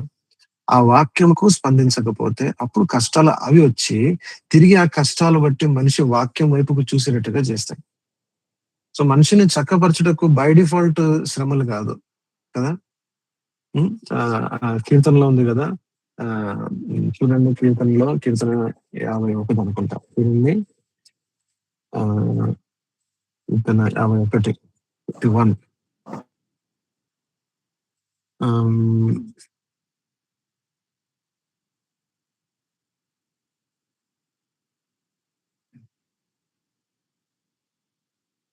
కీర్తన 51 కాదు, కీర్తన 51 చూడండి. ఇక్కడ ఏముంది? ఈ 17వ వచనం, 51:17. విరిగిన మనస్సే దేవునికి ఇష్టమైన బలులు, దేవా విరిగి నడుగున హృదయమును నీవు అలక్ష్యము చేయవు. నీ కటాక్షము చొప్పున సియోనుకు మేలు చేయము, యెరూషలేము యొక్క గోడలను కట్టించుము. ఇప్పుడు 8వ వచనం చదవండి. సారీ, 8వ వచనం. ఉత్సాహ సంతోషములు నాకు వినిపింపుము, అప్పుడు నీవు విరిచిన ఎముకలు హర్షించును. ఏంటంటమ్మా? ఏమైనా అంట? ఏం విరిగిందంట? ఫస్ట్ ఎముకలు విరిగినాయంట. ఓకే, ఇప్పుడు 17వ వచనం చదవండి. విరిగిన మనస్సే దేవునికి ఇష్టమైన బలులు, దేవా విరిగిన హృదయమును నీవు అలక్ష్యము చేయవు. చాలా మనసు విరిగి నలిగినటువంటి మనసులోనికి వస్తే ఎముకలు ఇరిగేటువంటి పరిస్థితి రాదంట. Broken bones and broken spirit కదా. Broken bones and broken spirit. మన చాలా సార్లు మనం ఎట్లా ఉంటుందంటే మన పరిస్థితి ఎట్లా, బ్రోకన్ బోన్స్ వరకు లాగుతాం మనం, అక్కడ వరకు దాన్ని తీసుకొస్తాం. అక్కడ వరకు తీసుకొస్తాం. అంటే ఎముకలు ఇరిగితేనే గాని మనకు అంటే మనం ఫోకస్ లోనికి రానటువంటి పరిస్థితి ఉంటది. విరిగి నలిగినటువంటి మనస్సు చాలా ప్రాముఖ్యమైనది కదా. కనుక అది ఎందుకు అంటున్నానంటే, ఇప్పుడు పదునైనటువంటి కత్తి అంటేనే మీరు ఒరే కష్టాలు కాదు. దేవుని వాక్యం, ఆ వాక్యం వచ్చి ఏం చేస్తుందంట, ఆ వాక్యము అది అది ఛేదిస్తుందంట. హెబ్రీయులకు రాసిన పత్రిక 4వ అధ్యాయము 12వ వచనం చూడండి. హెబ్రీ పత్రిక 4వ అధ్యాయము 12వ వచనం చదవండి. హెబ్రీ 4:12. ఎందుకనగా దేవుని వాక్యము సజీవమై బలము గల రెండంచుల గల ఎటువంటి ఖడ్గము కంటేను వాడిగా ఉండి ప్రాణాత్మలను కీళ్లను మూలుగను విభజించునంత మట్టుకు దూరుచు హృదయం యొక్క తలంపులను ఆలోచనలు శోధించుచున్నవి. హృదయము ఎక్కడ పనిచేస్తుందంటే, ఈ వాక్యం, ఈ కత్తి ఎక్కడ పనిచేస్తుందంట, హృదయము, ఆలోచనలు, తలంపులు ఛేదిస్తూ వాటిని డిసర్న్ చేస్తుంది. Discerner of the thoughts and intents of our heart అంట కదా. కనుక ఇంకేం చేస్తుందంట, ఆత్మను ప్రాణమును విభజిస్తుందంట. It is going to the dividing asunder of the soul and the spirit. ప్రాణం అంటే ఉద్రేకము, ప్రాణంలో ఏమేమి ఉంటాయి, మైండ్ ఉంటది, మనస్సు ఉంటది, దాని తర్వాత ఎమోషన్, ఉద్రేకం ఉంటది, దాని తర్వాత ఏముంటది, చిత్తం ఉంటది, నేను, నాది, అహం అంటారు కదా. ఈ 3 ఉంటాయి ప్రాణంలో కదా. ఈ 3 ఉంటాయి. అయితే ఇంకొకటి ఉంది, ఆత్మ ఉంది. ఆత్మ ఏంటది, పూర్తిగా అసలు అది శరీరానికి అతీతమైంది ఆత్మ కదా. ఆత్మలో ఏముంది, ఆత్మలో ఆరాధన ఉంది, కమ్యూనియన్ దేవునితో. అందుకే పెట్టాడు దేవుడు ఆత్మను. అసలు దాని ఉద్దేశం ఏంటి, దేవునితో కమ్యూనియన్ చేయడానికి. కమ్యూనియన్. రెండోది ఏంటి, కాన్షియన్స్ కదా, వివేకం ఉంది. ఆ తర్వాత ఇంట్యూషన్ కదా, ఇంట్యూషన్. ఈ 3 ఉన్నాయి. ఇప్పుడు అది కాదు సబ్జెక్ట్ మనకు. ఈ 3 సంగతులు ఉన్నాయి. ఇదేమి టెక్నికల్ గా మనం ఏమి విభజించట్లేదు, అన్ని వాక్యంలో ఉన్నటువంటివే. అదేంటంటే దాన్ని చెప్పడానికి, అందించడానికి ఒక పేర్లు పెట్టారు కొంచెం క్లియర్ గా బైబిల్ పండితులు దాన్ని అందించడానికి. కనుక ఈ 3 సంగతులు ఆత్మలో ఉన్నాయి, ఈ 3 సంగతులు ప్రాణంలో ఉన్నాయి. ఇవి చాలా సార్లు ఇట్లా మిక్స్ అయిపోయి ఉంటాయి. మనం మాట్లాడతాం, మనం చేస్తాము, అది బయటికేమో పైన చూస్తే అంత కరెక్ట్ గానే ఉంది కదా. కానీ చాలా సార్లు అది ప్రాణం నుంచి వస్తుంది, ఉద్రేకం నుంచి వస్తుంది, అది మానవ మనసు నుంచి పుట్టినటువంటిది వస్తుంది, మానవ అహం నుంచి పుట్టి వస్తుంది కదా. కానీ ఏవి వాడాలా మనము, ఎక్కడ మనము మన మన మన వెయిట్ అంతా ఎక్కడ ఉండాలా, మన అనుభవం అంతా ఎక్కడి నుంచి బయలుదేరాలా, ఎక్కడి నుంచి, ఆత్మలో కదా. దేవునితో సహవాసము, ఆ వివేకము, కాన్షియస్నెస్, చాలా సున్నితమైనటువంటి కాన్షియన్స్. దాని తర్వాత ఇంట్యూషన్, తెలుగులో అంటారు అంతర్బోధ ప్రబోధన అంటారు దాన్ని. ఇంట్యూషన్ అంటే అకస్మాత్తుగా తెలిసేటువంటిది. అయితే దీన్ని ఎలాగైతుంది ఇది ఇంత మిక్స్ అయిపోయింది కదా. దీన్ని వేరు చేసేది ఎట్లా, వాక్యమే. ఆ వాక్యం వస్తుంది, ఆ వాక్యం చేస్తుంది వేరు, ఆ వాక్యం చేస్తుంది నీ మనసులో మార్పు కదా. ఆ వాక్యం తీసుకొని వస్తుంది. ఆ వాక్యము చేయకపోతే అప్పుడు ఏమవుతుంది, బ్రోకెన్ స్పిరిట్ అవ్వలేదు అనుకోండి, అప్పుడు ఏమవుతుంది, బ్రోకెన్ బోన్స్. మనసు విరగకపోతే అప్పుడు ఇంకో ఉపాయం ఉండదు. ఏం చేస్తుంది, బ్రోకెన్ బోన్స్. ఆ బ్రోకెన్ బోన్స్ తీసుకొని మరలా ఏం చేస్తాడు మనిషి, మరలా దేవుని వాక్యం దగ్గరకు వస్తాడు. ఓ ప్రభువా, నీ వాక్యంతో మాట్లాడు, ఎందుకు ఇలాగైంది అని చెప్పి మరలా తన వాక్యం పంపించి స్వస్థపరుస్తాడు, తిరిగి తన వాక్యం వైపు తీసుకుని వస్తాడు. కనుక పదునైనటువంటి కత్తి వాక్యమే, దేవుడు సంధించేటువంటిదే. కనుక మీరు ఏదో మిస్అండర్స్టాండ్ చేసుకుని, ఓ 10 కత్తి అంటే అబ్బా ఇప్పుడు బాధలు వస్తాయి, కష్టాలు వస్తాయి, కాదు. అది that is not God's choice. దేవుడే నీకు వెలిగించి నీ అంతటికి నీవే దాన్ని వేరు చేసుకునేటట్టుగా చేస్తాడు. నువ్వు చేసుకోకపోతే అప్పుడు దేవుడు బలవంతంగా ఏం చేయాల్సి వస్తుంది, పడాల్సి వస్తుంది. Broken bones. సరే, ఈ రీతిగా వచ్చినటువంటి వీళ్ళు ఏం చేశారంట, వీళ్ళు రెండోసారి సున్నతి చేస్తారు. మనము చదివాము కదా, సున్నతి చేశారు అంటే చిన్న పిల్లలు వంటిగా అయినారు కదా. అక్కడికి వచ్చారు. సరే, ఇది ఒక నియమము. దాని తర్వాత ఏం చేశారు వాళ్ళు? చేసినటువంటి మొదటి పని ఏంటి? మొదటి పని ఏంటి అంటే 10వ వచనము మనం చూస్తే 14వ దినమున వాళ్ళు ఏం చేశారంట?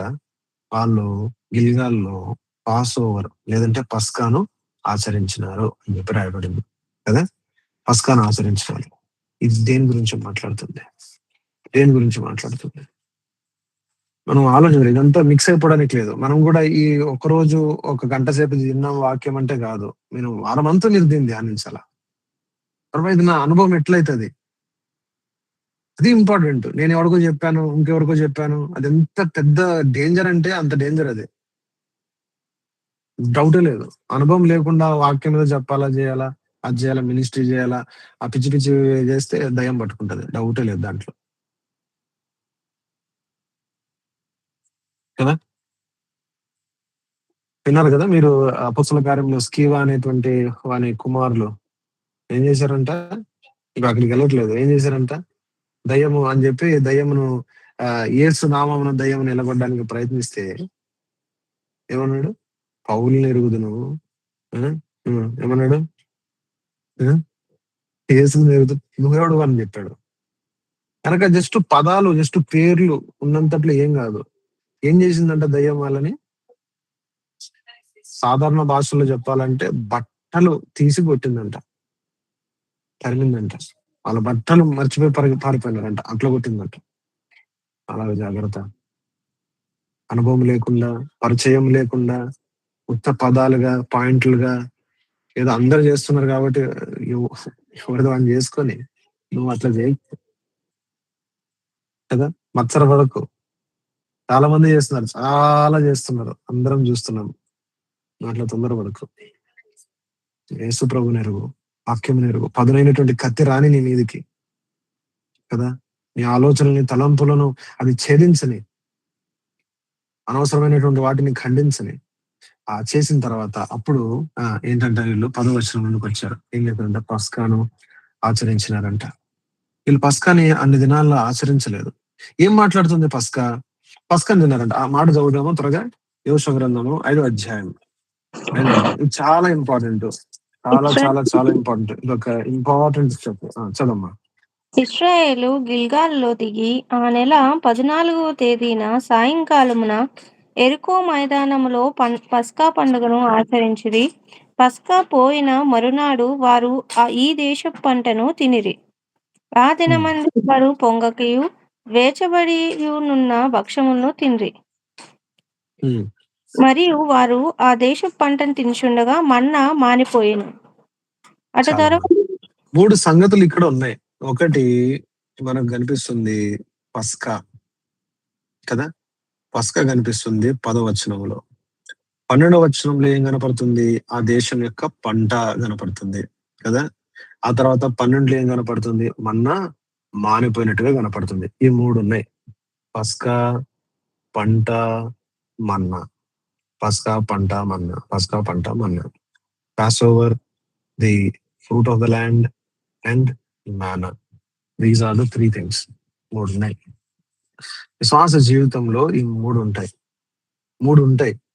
కానీ అది ఎంతవరకు తనది చేసుకుంటాడో, ఎంతవరకు దాని అనుభవంలోనికి వస్తాడో తర్వాత సంగతి. కానీ ఈ 3 అయితే దేవుడు అందుబాటులో పెడతాడు. ఏంటి ఈ 3? ఈ 3 కూడా ఒక స్థానము, స్థలం ఉంది. నా స్క్రీన్ కనపడుతుంది కదా, చూడండి. మీకు ఈజీగా అర్థం కావాలని చెప్పి అన్ని ఒక దగ్గర పెట్టారు కదా. మొట్టమొదటిగా మన జీవితంలో, అనుభవంలో వచ్చేది ఏంటి చెప్పండి? పస్కా. ఇది ఎప్పుడు జరిగింది? ఇది దేనికి సూచన? ఏంది షాడో? ఇది పస్కా బలి అర్పించబడి 400 సంవత్సరాలు వాడు బానిసత్వంలో ఉన్నారు. ఎన్నెన్నో చేశారు, అవ్వలేదు. ఎన్నో తీర్పులు వచ్చాయి, 10 తీర్పులు తీసుకొని వచ్చాడు దేవుడు, అప్పుడు కూడా అవ్వలేదు. కానీ చివరిగా దేవుడు ఇంకొకటి చేశాడు, పస్కాన్ని ఇచ్చాడు వాళ్ళకు బలి. ఆ పస్కా ఎవరు చెప్పండి? యేసుక్రీస్తు ప్రభువే కదా. అది దానికే సూచనగా ఉంది. ఏడాది గొర్రెపిల్లని తీసుకున్నారు, దాన్ని 10వ దినమున తీసుకొని 14వ దినం వరకు దాన్ని కట్టి పెట్టారు. 3 రోజులు కట్టి పెట్టారు దాన్ని. 10వ దినమున తీసుకున్నారంటే దాని అర్థం ఏంటి? 10 రోజులు ఏం జరిగింది? 10 రోజులు ఎవరు చూశారు? 10 నుంచి 14 దినం వరకు మనుషులు చూశారు, కట్టి పెట్టారు దాన్ని కదా. ఇంటిలో జాగ్రత్త గమనించి వెళ్తా పోతా దాన్ని చూశారు, అది ఎలాగుంది అని చెప్పి 3 దినమున పరీక్షించబడింది మనుషుల మధ్యన.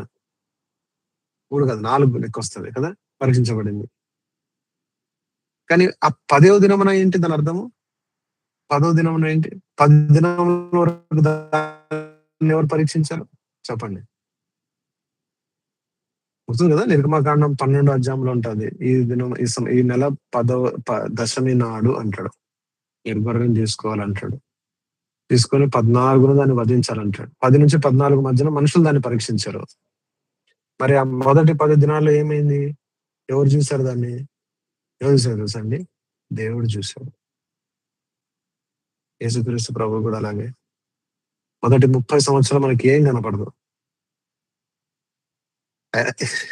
ఇరకమాలో ఉన్నటువంటి గొర్రె పిల్లకు 10 రోజులే.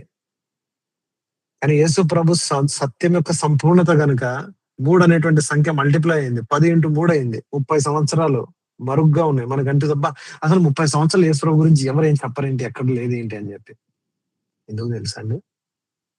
ఆ 30 సంవత్సరాలను ఎవరు పరీక్షించారు తెలుసా? దేవుడు పరీక్షిస్తున్నాడు తన కుమారుని.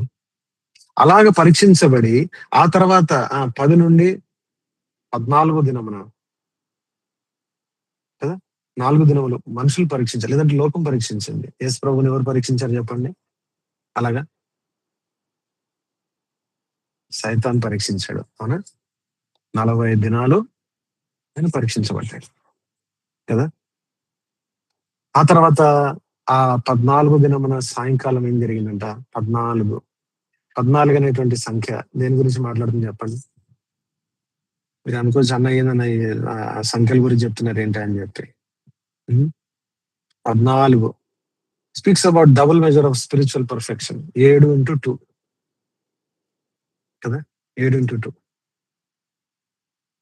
ఎన్ని వంశావళులు ఉన్నాయంటే, వంశావళులు ఏం మాట్లాడుతుంది? It speaks about spiritual perfection కదా, స్పిరిచువల్ యాక్యురసీ. అందుకంటే యేసు ప్రభు వంశావళి చూస్తే మనం 3:14 సెట్ వస్తుంది మత్తయి సువార్త 1వ అధ్యాయంలో కదా. పౌలు పత్రికలు, హెబ్రీ పత్రిక కూడా జత చేస్తే దాదాపు మనకు 14 పత్రికలు వస్తాయి.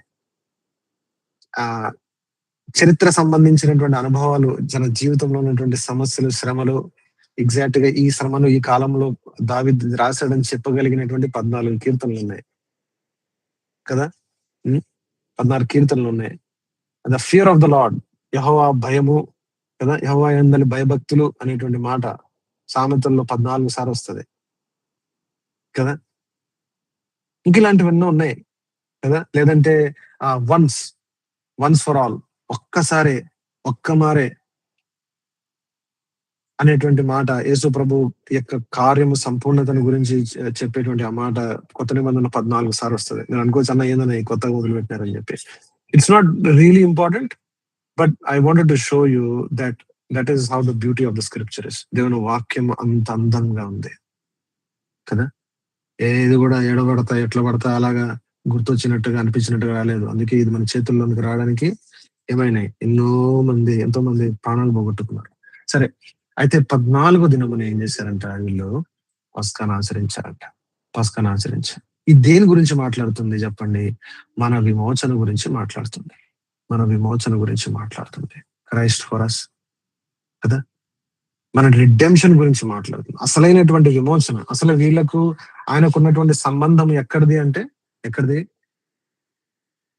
ఐగుప్తులో ఆయన వారి బానిసత్వంలో ఉన్నప్పుడు, ఏది వారిని విడిపించలేనటువంటి పరిస్థితిలో ఉన్నప్పుడు కదా, అప్పుడు ఒక గొర్రెపిల్ల వధమై ఆ రక్తము వారికి ఇవ్వగా, ఆ రక్తము చూసి దేవుని ఉగ్రత వారిని దాటిపోయి వారు దేవుని సొంతమైనారు. అది విమోచన. అది పస్కా మాట్లాడుతుంది. దాన్ని ఏం చేయాలంటే భుజించాల, దాన్ని కూడా తినాల. ఇది ఎట్లంటే, ఇది తిరిగి మనం దీని దగ్గరికి రావాలా, పస్కా దగ్గరికి రావాలా.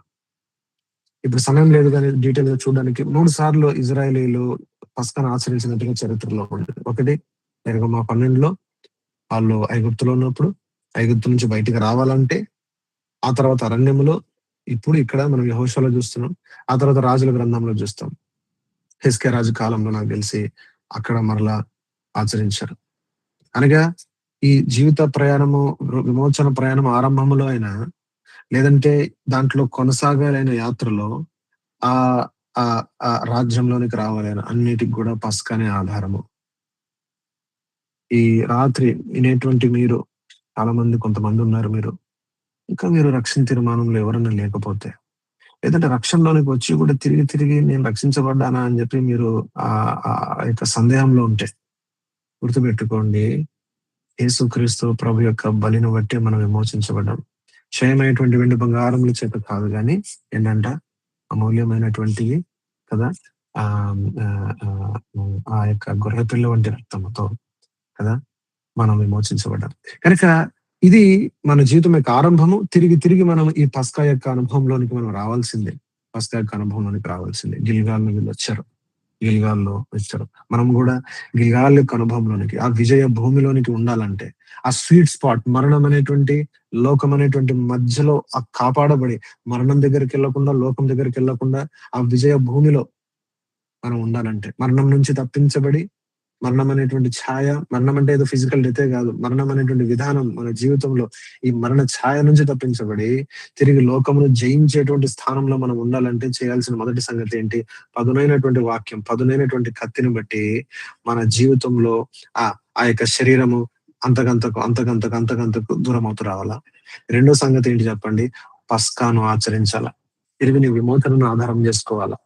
ఓహో, నేను ఇప్పుడు నాకు సున్నతి కూడా అయిపోయింది, బోళ్ళంత వాక్యం, పదునైనటువంటి కత్తి ఉంది నా దగ్గర, బోళ్ళంత వాక్యం తెలిసిపోతుంది నాకు. 10 అంటే అర్థం ఏంటి, 14 అంటే అర్థం ఏంటి అర్థమైపోయింది. అచ్చా గిల్గాల్ దగ్గర ఇక్కడికి వచ్చిన తర్వాత సున్నతి తర్వాత లేదు, ఇదంతా డీటెయిల్ గా నాకు అర్థమైపోయింది కాబట్టి నేను ఇప్పుడు భక్తుడిని అనుకునేవు. ఏ సబ్ नहीं चलता. ఇప్పుడు కూడా ఆధారం ఏంటి చెప్పండి? మొట్టమొదటిసారి ఐగుప్తు నుంచి బయలుదేరి వచ్చినప్పుడు ఏదైతే ఆధారమో, ఇప్పుడు కూడా ఆ గొర్రె పిల్లని, ఆ యేసుక్రీస్తు ప్రభువే ఆధారము కదా. పస్కా వాళ్ళు ఆచరించినారంట, పస్కాను ఆచరించినారు కదా. సరే, ఇది ఇంకా మనం వచ్చే వారం చూస్తాం, కొంచెం మీకు ఇంట్రెస్టింగ్ చెప్తాను. పస్కాను ఆచరించినారు. ఆ తర్వాత ఏం జరిగిందంట? ఆ తర్వాత ఏం జరిగింది? ఆ ఇది దేని గురించి మాట్లాడుతుంది? పస్కా దేని గురించి మాట్లాడుతుందంటే ఎక్కువగా ఆయన మరణం గురించి మాట్లాడుతుంది కదా. ఆయన మరణం గురించి మాట్లాడుతుంది. అందుకే చూడండి, దీనికి ఒక శీర్షిక పెట్టుకున్నాం మనం. ఏంటంటే ఇది ఏం సిద్ధపాటు అంట? Feeding on the lamb who died. Feeding on the lamb who died. మన కొరకు ఆయన మరణించాడు. యేసు ప్రభు మరణము, యేసు ప్రభు మరణం వల్ల మనకి ఏమేమి దొరుకుతుంది? నా స్క్రీన్ లో పెట్టాను, కాబట్టి స్క్రీన్ షాట్ తీసుకోండి, లేదంటే తర్వాత రాసుకోండి. ఏమేమి దొరుకుతుంది? మొట్టమొదట మనకు దొరికేది ఏంటంటే, వాస్తవంగా 4వది మొదట్లో ఉండాలి. ఏంటంటే ప్రొపిషియేషన్ అండ్ ఎక్స్పియేషన్. సాధారణమైనటువంటి తెలుగు భాషలో చెప్పాలంటే ప్రాయశ్చిత్తము. ప్రొపిషియేషన్ అంటే ఆ నీతిమంతుడైనటువంటి దేవునికి వ్యతిరేకంగా మనం చేసిన పాపమును బట్టి ఆ ఉగ్రత ఏదైతే న్యాయబద్ధంగా మన మీదకి వస్తుందో, ఆ ఉగ్రత అంతా కూడా తీసివేయబడ్డానికి ప్రాయశ్చిత్తము మొట్టమొదటి అది అవసరం. అక్కడ మొదలవుతుంది కథ. ఆయన మనకు ప్రాయశ్చిత్తమైనాడు. మనకు మాత్రమే కాదు, మనుషులందరికీ కూడా ఆయన ప్రాయశ్చిత్తం అంట. 1 యోహాను 4వ అధ్యాయము 10లో రాయబడింది. 1వ అధ్యాయం 2వ అధ్యాయంలో, 1 యోహాను 2వ అధ్యాయంలో కూడా ఉంటాయి. ఆ తర్వాత ఏమంటాడు? ఆ తర్వాత జస్టిఫికేషన్ కదా. నీతిమంతులుగా తీర్చబడ్డామంట. అరే నీతిమంతుడు అని చెప్పి పాపిని పట్టుకొని నీతిమంతుడు ఎవడు చేయగలడు? లెక్క ఉన్న వాస్తవాన్ని ఎవడు మార్చగలడు? దేవుడు మార్చగలడు. ఎట్లా? దేవుడు తన బలిని బట్టే మార్చగలడు. ఇంకేం దొరికింది? విమోచన అంటే ఇంకా అసలు అవతల ఇంత కితం ఉన్న ఆ యొక్క యజమానికి ఇప్పుడు నాకు ఏ సంబంధం లేదు. విమోచించిన వాడికి సొంతమైన. ఇప్పుడు మనల్ని ఎవరు విమోచించారు చెప్పండి? దేవుడు విమోచించాడు మనల్ని. ఇంకేమైంది? రికన్సిలియేషన్. సమాధాన పరచబడ్డాం. ఎడబాపు వచ్చింది దేవునితో, అది మళ్ళా సమాధాన పడ్డాం. ఇప్పుడు అంత మాత్రమే కాదు, ఏం జరిగింది చెప్పండి? శాంటిఫికేషన్. ఇప్పుడు పరిశుద్ధపరచబడుతున్నాం మనం కదా. అంత మాత్రమే కాదు, ఆయన మరణమును బట్టి ఏం చేశాడంట? ఆయన కొలస్సీ పత్రిక 2వ అధ్యాయంలో రాయబడింది. ఏం చేశాడంట? ఆ అధికారులను, అంధకార సంబంధమైన నాదులను ఏం చేశాడంట? ఆ శిలువ మీద ఏం చేశాడంట? పట్టి తెచ్చి వారిని ఓడించి, వారిని బాహటంగా వేడుగా వారిని కనపరిచాడంట. వారిని రాయుధులుగా చేశాడంట. అది ఆయన మరణంలో ఉంది కదా, మరణంలో ఉంది. ఆ తర్వాత ఏం చెప్పండి, ఆయన బలిని బట్టి మనము దేవుని దగ్గరికి వెళ్ళగలుగుతున్నాం. నిత్య జీవము మనకు అందుబాటులోకి వచ్చింది. కనీసం 7 ఇంకా చాలా ఉన్నాయి. దాదాపు చెప్పాలంటే 50 ఉంటాయి. ఒక భక్తుడు 50 చూపించాడు. కనీసం మనకు ఆరంభం అర్థం కావడానికి. అంటే ఏంటి ఈ పస్కాని ఆచరించడంతో? మరలా గుర్తు చేసుకున్నాం, ప్రభా నేను ఇంతగా విమోచించబడ్డాను, ఇంతగా నా ప్రాయశ్చిత్తం అంతా కూడా అయిపోయింది. మనస్సాక్షి గద్దించే అసలు పరిస్థితే లేదు. పాపం యొక్క జ్ఞప్తి ఉండదు అని చెప్తాడు హెబ్రీ పత్రికలో. That they are no more conscious of sins అంట. పాపం యొక్క జ్ఞప్తి, దాన్ని వివరించడానికి ఒక భక్తుడు చెప్పాడు. ఏమని చెప్పాడంటే, ఆ సముద్రము నీ దేవుడు గద్దించగా అది ఏమైందంట, యేసుప్రభు గద్దించగా సముద్రము మిక్కిలి నెమ్మలమాయను అని చెప్పి రాశాడు కదా. మూల భాషలో దాని అర్థం ఎట్లా తెలుసా? మిక్కిలి నెమ్మలమాయను అని చూస్తే వాళ్ళందరూ ఆశ్చర్యపడ్డారు కదా. ఎందుకు ఆశ్చర్యపడ్డారు తెలుసా? మిక్కిలి నెమ్మలమాయను, ఆయన గద్దిస్తే అది కొంచెంసేపటికి ఇలాగ నీళ్ళు అంటే కదులుతాయి కదా. నీళ్లు కదిలి అలలు కదిలి కదిలి కదిలి కదిలి కదిలి కదిలి కదిలి కదిలి కదిలి ఆగితే ఏమయ్యేది కాదు కదా. ఓకే అన్నాడు, జరిగింది అని చెప్పి వాళ్ళు ఆశ్చర్యపడ్డారంట, ఆరాధన చేశారంట. ఏం జరిగిందంటే బీ స్టిల్ అని ఆయన అనగా ఏం జరిగింది తెలుసా? సముద్ర అలలు అట్లా లేచినటివి అట్లా అంతే. వాళ్ళ కళ్ళతోనే చూడలేదు ఎప్పుడు. ఇట్లా జరుగుతుంది.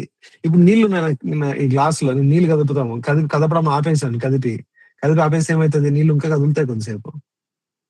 కానీ యేసురావు అన్నాడు బీ స్టిల్ అన్నాడు, అంతే. ఏమైనాయంట, అలలు అట్లా కూర్చుండిపోయినాయంట. మన మనసాక్షి కూడా అంతే. ఆయన రక్తమును మనం ఆశ్రయించగా ఏమవుతుందంట తెలుసండి, పాపం యొక్క జ్ఞప్తే ఉండదంట. It will become still. మిక్కిలి నమ్మలం అనేటువంటిది అప్పుడే వస్తుంది. ఇవన్నీ కట్టుకథలు కాదు, ఇవన్నీ పనికిరాని మాటలు కాదు, ఏదో జస్ట్ ఖాళీ కూర్చుని వాళ్ళు రాసుకునే వేదాంతం కాదు ఇది. నీకు అట్లా సైతాన్ చెప్తుంది కదా.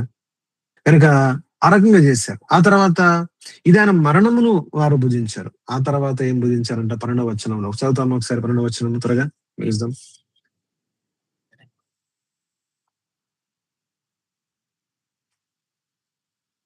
12వ వచనము చదువుతారు ఎవరైనా?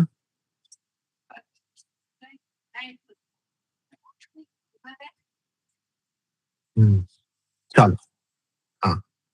ఏం చేశారంట, ఆ దినము వాళ్ళు ఇంకోటి చేశారు. ఆ దినము యొక్క ఆ భూమి యొక్క పంటను తిన్నారంట. Old corn of the land.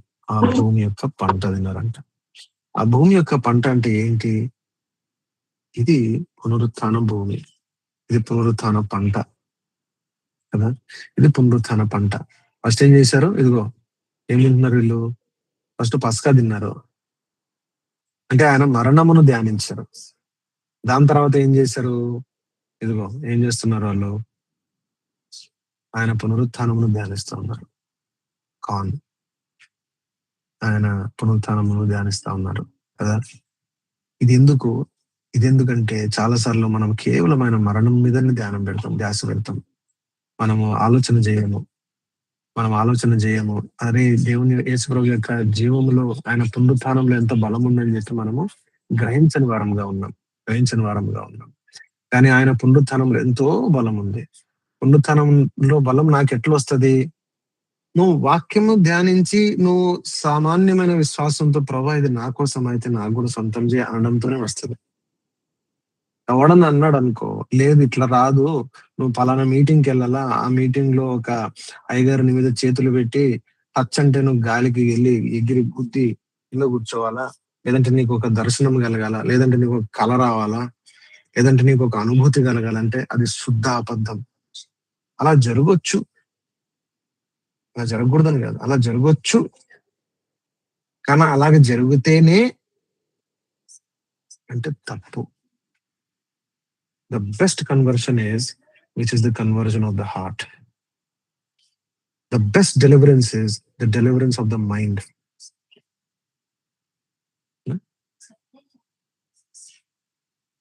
నీ విశ్వాసం, లేదంటే నీ అనుభవం, నీ వివేకం, అది పూర్తిగా విడుదల చేయబడ్డం, నీకు తేటగా అర్థం కావడం, నీకు తేటగా కనపడడం, అదన్నిటికంటే గొప్ప విడుదల.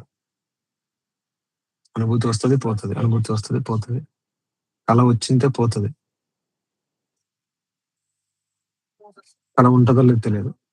కళ విన్నాక మనకే డౌట్ వస్తుంది, అది ఏమొచ్చింది, దాని అర్థం ఏంటి సంగతి. అసలైనటువంటి దేవుని వాక్యం ద్వారా మనలో జరిగినటువంటి కార్యం కనుక ఇది కూడా వచ్చే వారం చూద్దాం మనము. ఆయన పునరుత్థానం వలన మనకేం జరిగింది? The vindication and justification. నిజంగా అంగీకరించబడ్డామన్న దానికి ముద్ర అది. ఆయన చేసిన ప్రాయశ్చిత్తం మన పక్షమున అది అంగీకరించబడింది అన్నదానికి ఏంటి గ్యారంటీ?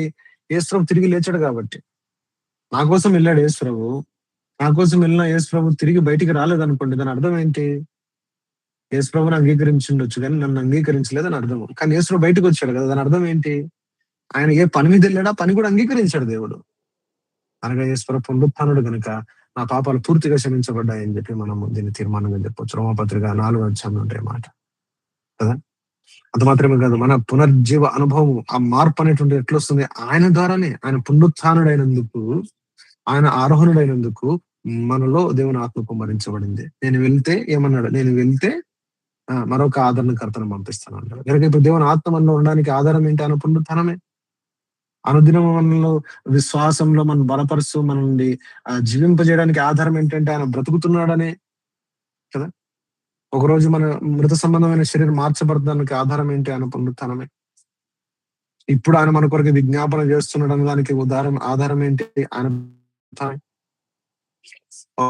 మన ఈ లోకంలో, ఈ విశ్వంలో పనిచేస్తున్నటువంటి మరణం అంతా కూడా తీసివేస్తాడన్న దానికి గ్యారంటీ ఏంటి? ఎందుకంటే ఆయన మరణాన్ని జయించాడు కాబట్టి. మనం చూస్తాం ఈ రెండు ఉన్నాయి. అయితే ఒకటి ఆగిపోయింది, అది మీకు నేను ఇంపార్టెంట్ చదవాలనుకుంటున్నాను. 12వ వచనంలో ఏం రాసిందంటే, ఆ దినమున మన్నా ఏమైపోయిందంట? ఆగిపోయిందంట. ఏంటి మన్నా ఏంటి? ఈ రెండిటికి మధ్యన మన్నా వస్తుంది. దేవుడు మనల్ని ఈ అనుదిన జీవితంలో భూమిలో నుంచి వస్తున్న పంట, భూమిలో పంట అంటే కంటికి కనపడుతుంది, దానికి నీళ్ళు పోయాలా, దాన్ని అది చేయాలి, ఇది చేయాలి, దాన్ని అప్పుడు సంపాదించుకుంటాం. ఇది వాక్యం ద్వారా అనుదిన జీవితంలో మనం పొందుతున్నాం. The old corn. కానీ మన్నా ఉంది. ఈ మన్నా ఎట్లా వచ్చింది? వీళ్ళకి ప్రయాణంలో వచ్చింది. మన్నా ఎట్లా వచ్చిందంటే, వీళ్ళు ప్రయాణంలో ఇంకా పునరుత్థాన అనుభవంలోనికి రానప్పుడు, ఇంకాను యాత్రలో అటు ఇటు కొట్టుమిట్టాడుతూ అర్థం కాక ఏదేదో చేస్తున్నటువంటి సమయమున వీళ్ళు 40 సంవత్సరాలు మోలేకు యొక్క ఆ సంగతులను మోసినారంట. ఇప్పుడు నేను చూపించట్లేదు, ఆ చిన్న ప్రవక్తలో ఉందా మాట. 40 సంవత్సరాలు వాళ్ళు ఏం చేసినారంటే అన్ని దేవతలను పూజించారు వీళ్ళు. అలాంటి పరిస్థితులు ఉన్నాయి వీళ్ళ మధ్యన. అప్పుడు కూడా దేవుడు ఏం చేశాడంటే ఆకాశం నుండి మన్నా పంపించాడు వీళ్ళకి. ఎందుకు తెలుసా? ప్రేమను బట్టి. నిజమైనటువంటి జీవపు రొట్టె ఆయనే. అయితే తన ప్రజలు ఇంకనూ తనను అర్థం చేసుకోవటం, ఇంకా తన పూర్తి సంకల్పం రావట్లేదు, ఇంకా ఆయన పూర్తిగా ఆనుకోవట్లేదు, ఇంకా ఆ పునరుత్థానం అనేటువంటి అనుభవంలోనికి రావట్లేదు అని చెప్పి ఆయన విడిచిపెట్టాడు.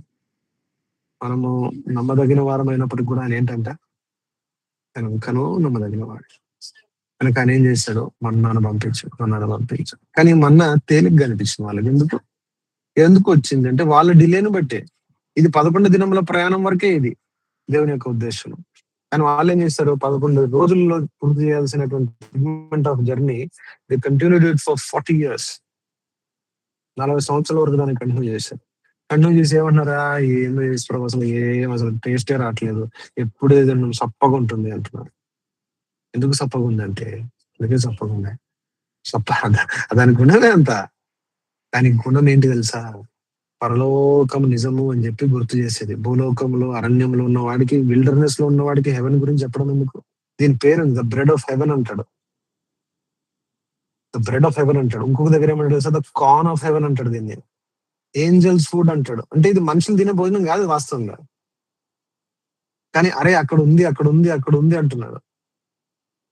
అనే ఆ పర సంబంధమైన సంగతులు జ్ఞాపకం చేస్తాం. కానీ it cannot sustain you in your earthly journey for long. It is not meant for that. అదేంటి యేసుప్రభు సస్టైన్ చేయలేదు అంటున్నారా అన్న? లేదు. ఆ యేసుప్రభు అనుదిన జీవితంలో సస్టైన్ చేయడానికి పెట్టాడు కదా ఓల్డ్ కార్న్. పాతదంట. ఎప్పటి నుంచో నువ్వు ఈ భూమిలోనికి రాలి అప్పటికి క్రితమే ఉందంట పంట కదా. ఇక్కడతో ముగిద్దాం కదా. లాస్ట్ ఒక మాట చెప్తాను. మరి ఇది ఓన్లీ ట్రాన్సిషనరీ అయితే మన్నా పాటనంకి వచ్చేసిన తర్వాత అక్కడ మరలా మనకు మన్నా కనపడుతుంది. ఎందుకు? అంతా కూడా ఓల్డ్ కానీ అయితే, అంతా కూడా ఆ భూమి యొక్క పంట అయితే పాటనం దగ్గరకు వచ్చేసేసరికి మరలా మనకు మన్నా కనపడుతుంది. ఎందుకు? మరుగైనటువంటి మన్నా ఇస్తానంటాడు ఎందుకు? ఎందుకు చెప్పాలా? మీరు అదొక్క మాట చెప్తే మనం ముగిద్దాం. ఎందుకు మళ్ళీ మరుగైన మన్నా అంటాడు అక్కడ? ఇది ఓన్లీ 11 దినములకే అయితే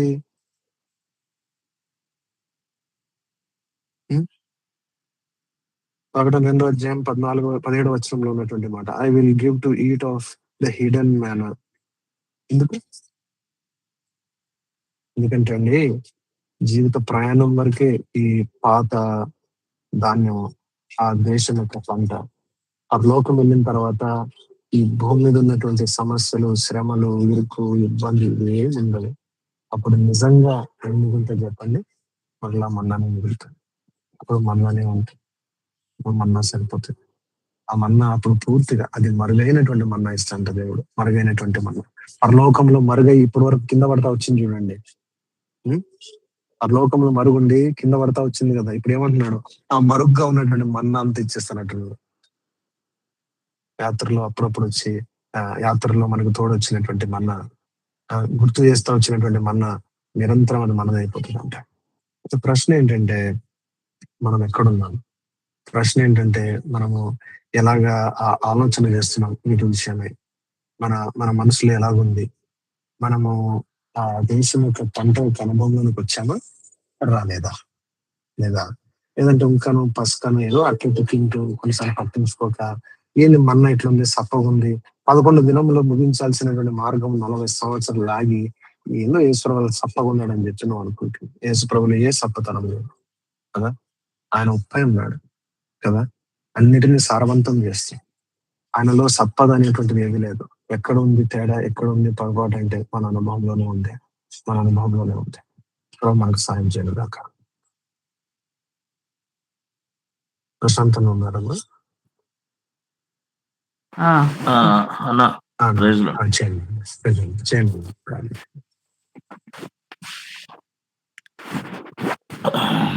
పరిశుద్ధుడైన తండ్రి, దయగల దేవా, నీ పాదాల వందనాలు, స్తోత్రాలు చెల్లిస్తుంటున్నాం.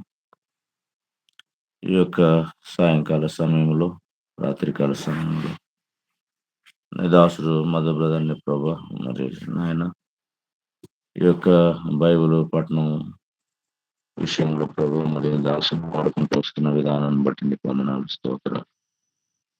నాయన మీరు మా కొరకు దాచి ఉంచినటువంటి ఆ యొక్క ప్రభా మరి నాయన ఆహారం విషయంలో మీరు ఎంతో స్పష్టంగా మీరు సెలవిస్తూ వస్తూ ఉన్నారు. నీకు వందనాలు, స్తోత్రాలు చెల్లిస్తుంటున్నాను. అవును ప్రభా, మరి ఆ యొక్క యోర్దాన్ దాటిన అనుభవం, గిల్గాల్ అనుభవం లోనికి ప్రభా మరి మమ్మల్ని తీసుకొచ్చినాం. మా జీవితాలను తండ్రి నాయన మా జీవితంలో ఆ పాపం అనేటువంటి ఆ యొక్క ప్రభా మరి ఆ బండలను తొలగింపజేసిన విధానాన్ని బట్టి నీకు వందనాలు, స్తోత్రాలు. దేవానికి వందనాలు, స్తోత్రాలు నాయన. అలాగే ప్రభా మరి ఆ మన్నా ప్రభా మరి నాయన మరి తండ్రి ఈ పరలోకపు మరి మన్నగా మీ యొక్క పరలోకపు మరి శరీరమును ధరించుకొని, ఆత్మ శరీరం ధరించుకొని ఒక రొట్టె విరిచి, ఇది నా శరీరం, మీరు దీన్ని తీసుకొని తినండి, ఇది జీవము కొరకైనటువంటి నా శరీరం మీరు సెలవిస్తుంటున్నా. దేవానికి వందనాలు, స్తోత్రాలు. ఆయన భూ సంబంధమైనటువంటి ఆహారమే కాకుండా మరి ఇశ్రాయేలీలు యాత్రలో ఉంటున్నప్పుడు మరి తండ్రి నాయన ఆ దేవదూతలు తినేటువంటి ఆహారాన్ని మనుషులకు ఇచ్చి ప్రభా మరి నాయన ఎంతో మరి నాయన ఎన్నో పర్యాయాలు తండ్రి అవిధేయత చూపించినప్పటికీ నువ్వు నమ్మకమైన దేవుడవుగా ఉంటూ వస్తా ఉన్నావు. నీకు వందనాలు, స్తోత్రాలు. మా జీవితాలు ప్రభా మేము నమ్మదగిన వారమైన మీరు నమ్మదగిన దేవుడవుగా మాకు ఉంటున్నందుకు వందనాలు. మా జీవితాలను ప్రభా మరి నాయన మా యాత్రలో ప్రభా మీ కాపుదల, మీ భద్రత నాయన మరి మానక విడవక ప్రభా మరి కొనసాగింపజేస్తున్న విధానం బట్టి కూడా నీకు వందనాలు, స్తోత్రాలు. మీ ప్రేమ, మీ కనికరంకై నీకు వందనాలు. నీ వాక్యం యొక్క గ్రహింపులోనికి తండ్రి సంపూర్ణమైనటువంటి పరలోకపు మరి నాయన ఆ యొక్క మన్నాలోనికి ప్రభా అది భుజించే అనుభవంలోనికి తండ్రి మమ్మల్ని తీసుకొచ్చినందుకు నీకు వందనాలు, స్తోత్రాలు. కనికరించండి తండ్రి, దాసుని ప్రభా మరి నాయన మీరు వాడుకుంటున్న విధానాన్ని బట్టి కూడా నీకు వందనాలు. కుటుంబాన్ని దీవించండి, బిడ్డలను దీవించండి ప్రభా. మరి ఆశీర్ ప్రత్యేకంగా తన నాలుక మరి ఆ యొక్క ప్రభా సడలింపజేసి స్పష్టంగా మాట్లాడేదానికి మీరు సహాయపడుతున్నామని ప్రార్థన చేస్తూ ఉంటున్నాం. ఆరాధన గ్లోరి బిడ్డను కూడా దీవించు, సహాయం చేయండి తండ్రి. నీకు వందనాలు, స్తోత్రాలు. మరి నాయన ఆ యొక్క ప్రభా సిస్టర్ బట్టి వందనాలు, శ్వేతక్కను బట్టి వందనాలు. నీ దాసురాలను దీవించండి. అన్న యొక్క ప్రభా ఉద్యోగం మరి నాయన రాకపోకల్లో ప్రభా అన్ని విషయాల్లో మీ సహాయం, మీ సన్నిధి తోడుగా ఉంచండి. పరిచర్యలో కూడా ప్రభా ప్రాంతంలో మరి మీ ఉద్దేశాలు నెరవేర్చండి. ఏ ఉద్దేశంతో మీరు తీసుకొని వెళ్ళినారో మీ ఉద్దేశాన్ని ప్రభా సంపూర్ణం చేయమని ప్రార్థన చేస్తుంటున్నాం. కనికరించి మీ నామను మయంపరుచుకున్నాం దేవా. మరి కూడి వచ్చినటువంటి నీ బిడ్డలందరిని బట్టి కూడా నీకు వందనాలు దేవా. మరి నాయన వాక్య గ్రహింపులోనికి సంపూర్ణ అర్థం చేసుకోవడమే కాకుండా దాని ఆ వాక్యాన్ని, లేఖనాన్ని మరి నాయన మరి అనుసరించేదానికి, దాన్ని ఫాలో అయ్యేదానికి, దాని ప్రకారంగా నడిచేదానికి ప్రభా మరి సహాయం చేయమని ప్రార్థన చేస్తూ ఉంటున్నాం.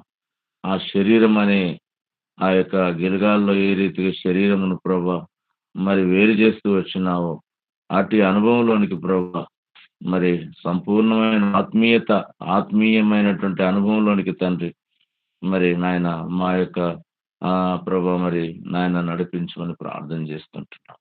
కనికరించండి తండ్రి దేవ. ఆత్మీయమైన యాత్రగా, ఆత్మీయమైన నడక మాకు నేర్పిస్తురమ్మని ప్రార్థన చేస్తుంటున్నాం.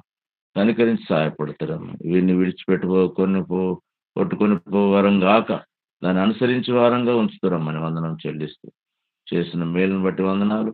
మరి వాక్యం బట్టి నీకు వందనాలు. ఈ వారం అంతటి ఉంచు యేసు నామములో స్తుతించి ప్రార్థన చేసి వేడుకుంటున్నాం తండ్రి.